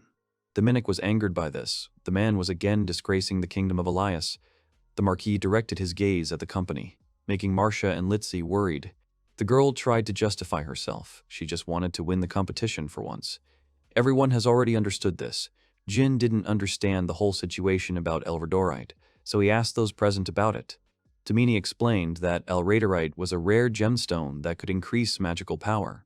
Because of its rarity, it was not suitable for mass production. The price depended on the size, but even for a small stone you can get at least 10 million Torah. It was the price of 10 times the reward for winning. The turnover of Elredorite was strictly monitored by the state, and illegal trade was punishable by liquidation. Litzy was immediately scared. In any case, Valentino should have been arrested anyway. It would be good if the guards could catch him. Immediately, the knights quickly approached Marquis Dominic. The woman turned to the men who had called out to her. They apologized to her because they had lost track of the criminal Valentino. Dominic, frowning, dismissed the guards. The girl calmed down and turned to the guys. She thanked those for their contribution to help in this matter. She needed to report everything that had happened to the king. Also, to announce an official search for Valentino. Reinhardt wanted to join Dominic. As a diplomat of the Scholar Kingdom, he couldn't stay away. Reinhardt told Jean and Marcia that they could leave the case to them. He was also going to return to his homeland soon, so he invited Jin to join him. The black-haired guy asked Reinhardt to give him time to think about this proposal. He agreed to Jin's request. That's how the situation in the gut was over. Then many bags filled with gold coins appeared. Marcia looked at them with joy. A lot of trouble happened, but they got their prize. Marcia and Jean were glad that they now had 1 million Torahs. Jean and Marcia enjoyed the feeling of having a huge amount of money. It was cool for them to have so many coins. Although Marcia still has to pay off her father's debts, and she also has to pay for housing, pier rent, food, and so on. This made the girl depressed. But now she didn't have to worry about her store. The guy thought it was good. Marcia agreed with his words, as if she had fallen into a good dream. The girl offered the guy a job as a store manager so that he would work and run the store with her. It was very profitable. Besides, he was the same craftsman who made the boat that won the competition. She was sure that his name would become famous very quickly. But the girl fell silent. Marcia noticed that the guy did not answer her and just looked into the distance.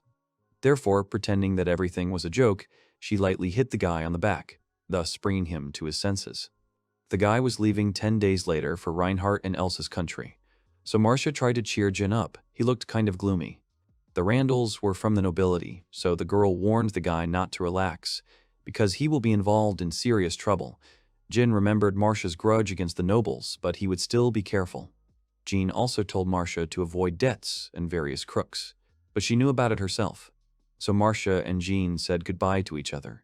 Hitting their hands, they began to walk away from each other. Everyone went in different directions. Marcia stayed with Arrow, and Jin was still with Reiko. The golems were carrying their master's belongings. The guy suggested that Reiko visit home first, since they were heading to the Scholar Kingdom. Reiko agreed with his suggestion. Late in the evening, Valentino was somewhere in the forest. He was annoyed that the golem named Everelio had broken so easily. The man paid a lot for it. Suddenly, an unknown man in a raincoat approached him. He asked about the man's identity. Valentino was waiting for this stranger. The man learned from the fact that commoners prevented him from doing it. The stranger in the raincoat told Tom that he would deal with them. Valentino began to giggle nastily. It was convenient for him that he would deal with his enemies. The man was glad of it. Against the background of the man stood the rebellious golem, Everelio, who was back in the ranks. Now everyone will find out how strong Valentino really was. While in the house, the guy informed everyone that he wanted to create an airplane. Everyone was surprised that he didn't want to create a boat. Reiko didn't understand why he wouldn't just start building an airplane, but Jin suddenly faltered. He could have done it. However, there is about a week left before the meeting with Reinhardt. After all, they had agreed to meet in 10 days, So it's unlikely that Jin will have time to finish everything before the end of the deadline, especially considering how much free time they had left. Still, it was good for the guy to return to the island, home, even if only for a short time. They also couldn't take care of food thanks to the farm.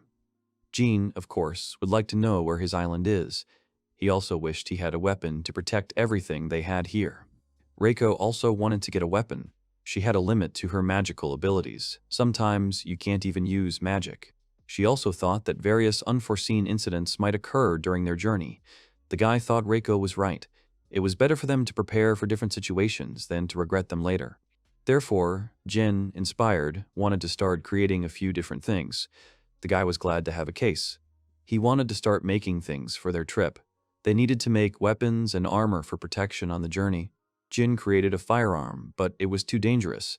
People in this world didn't even know about the existence of such weapons. That's why the guy couldn't use it even for threats. Reiko asked about the weapon that Bina had. The guy remembered it. It was a paralyzing type of weapon. He was also able to create something like a barrier generator. Although its power and portability would not be too good, it was still useful. They will also have to deal with monsters and bandits, and they are very dangerous. Therefore, Jin needed to come up with something in case he met them. For example, in case of an attack by someone like that sea serpent, he didn't want to use a laser or a water blade if there were people nearby. To do this, Jin will have to do several things. The guy started creating things for protection. He soon created a defense for himself. It was a magic walkie-talkie powered by mana, as well as a shock baton, protective and magic rings, and a katana for Reiko. The baton was created to use self-defense. In addition, it was more convenient and portable than the staff. The protective ring protected the wearer from both physical and magical attacks. It protected even from Reiko's fiery spear. The attacking rings contained the magic of each element. Thanks to them, Jin can use magic like the others. And the most important thing among other weapons. It was a katana that Jin had made especially for Reik. The katana could cut even adamantite with just one blow. Everyone was delighted with Jin's work. The defensive weapons looked very impressive. Each of the golems created by Jin wanted to get a weapon from the guy. Jin was happy to give them what they wanted. After a while, the guy was drinking a drink. He noticed that everyone got excited every time the guy created things. Reiko noticed that he was tired, but Jin wanted to create an airplane. He was immediately inspired and cheered up. In the lab, the guy wanted to get down to what he really wants to create. Reiko was holding a box of materials. He used the magic engine of this world as the engine of the plane. Jin also thought it was better to make the wings straight rather than swept.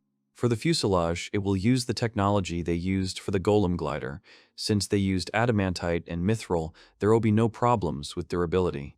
And in the seat, Jin will install a parachute rescue system. Reiko didn't know about the parachute, so the guy explained it to her. But the girl only said that it would be better to use another engine for her own flight when leaving the plane. The guy realized that the girl had given him a good idea. After a while, Jin finally created an airplane. An airplane with movable legs and wheels appeared in front of him. The guy got so carried away with his creation that he even made an entire hangar for the plane. The golems couldn't keep up with the guy's pace. They lay down on the floor from fatigue.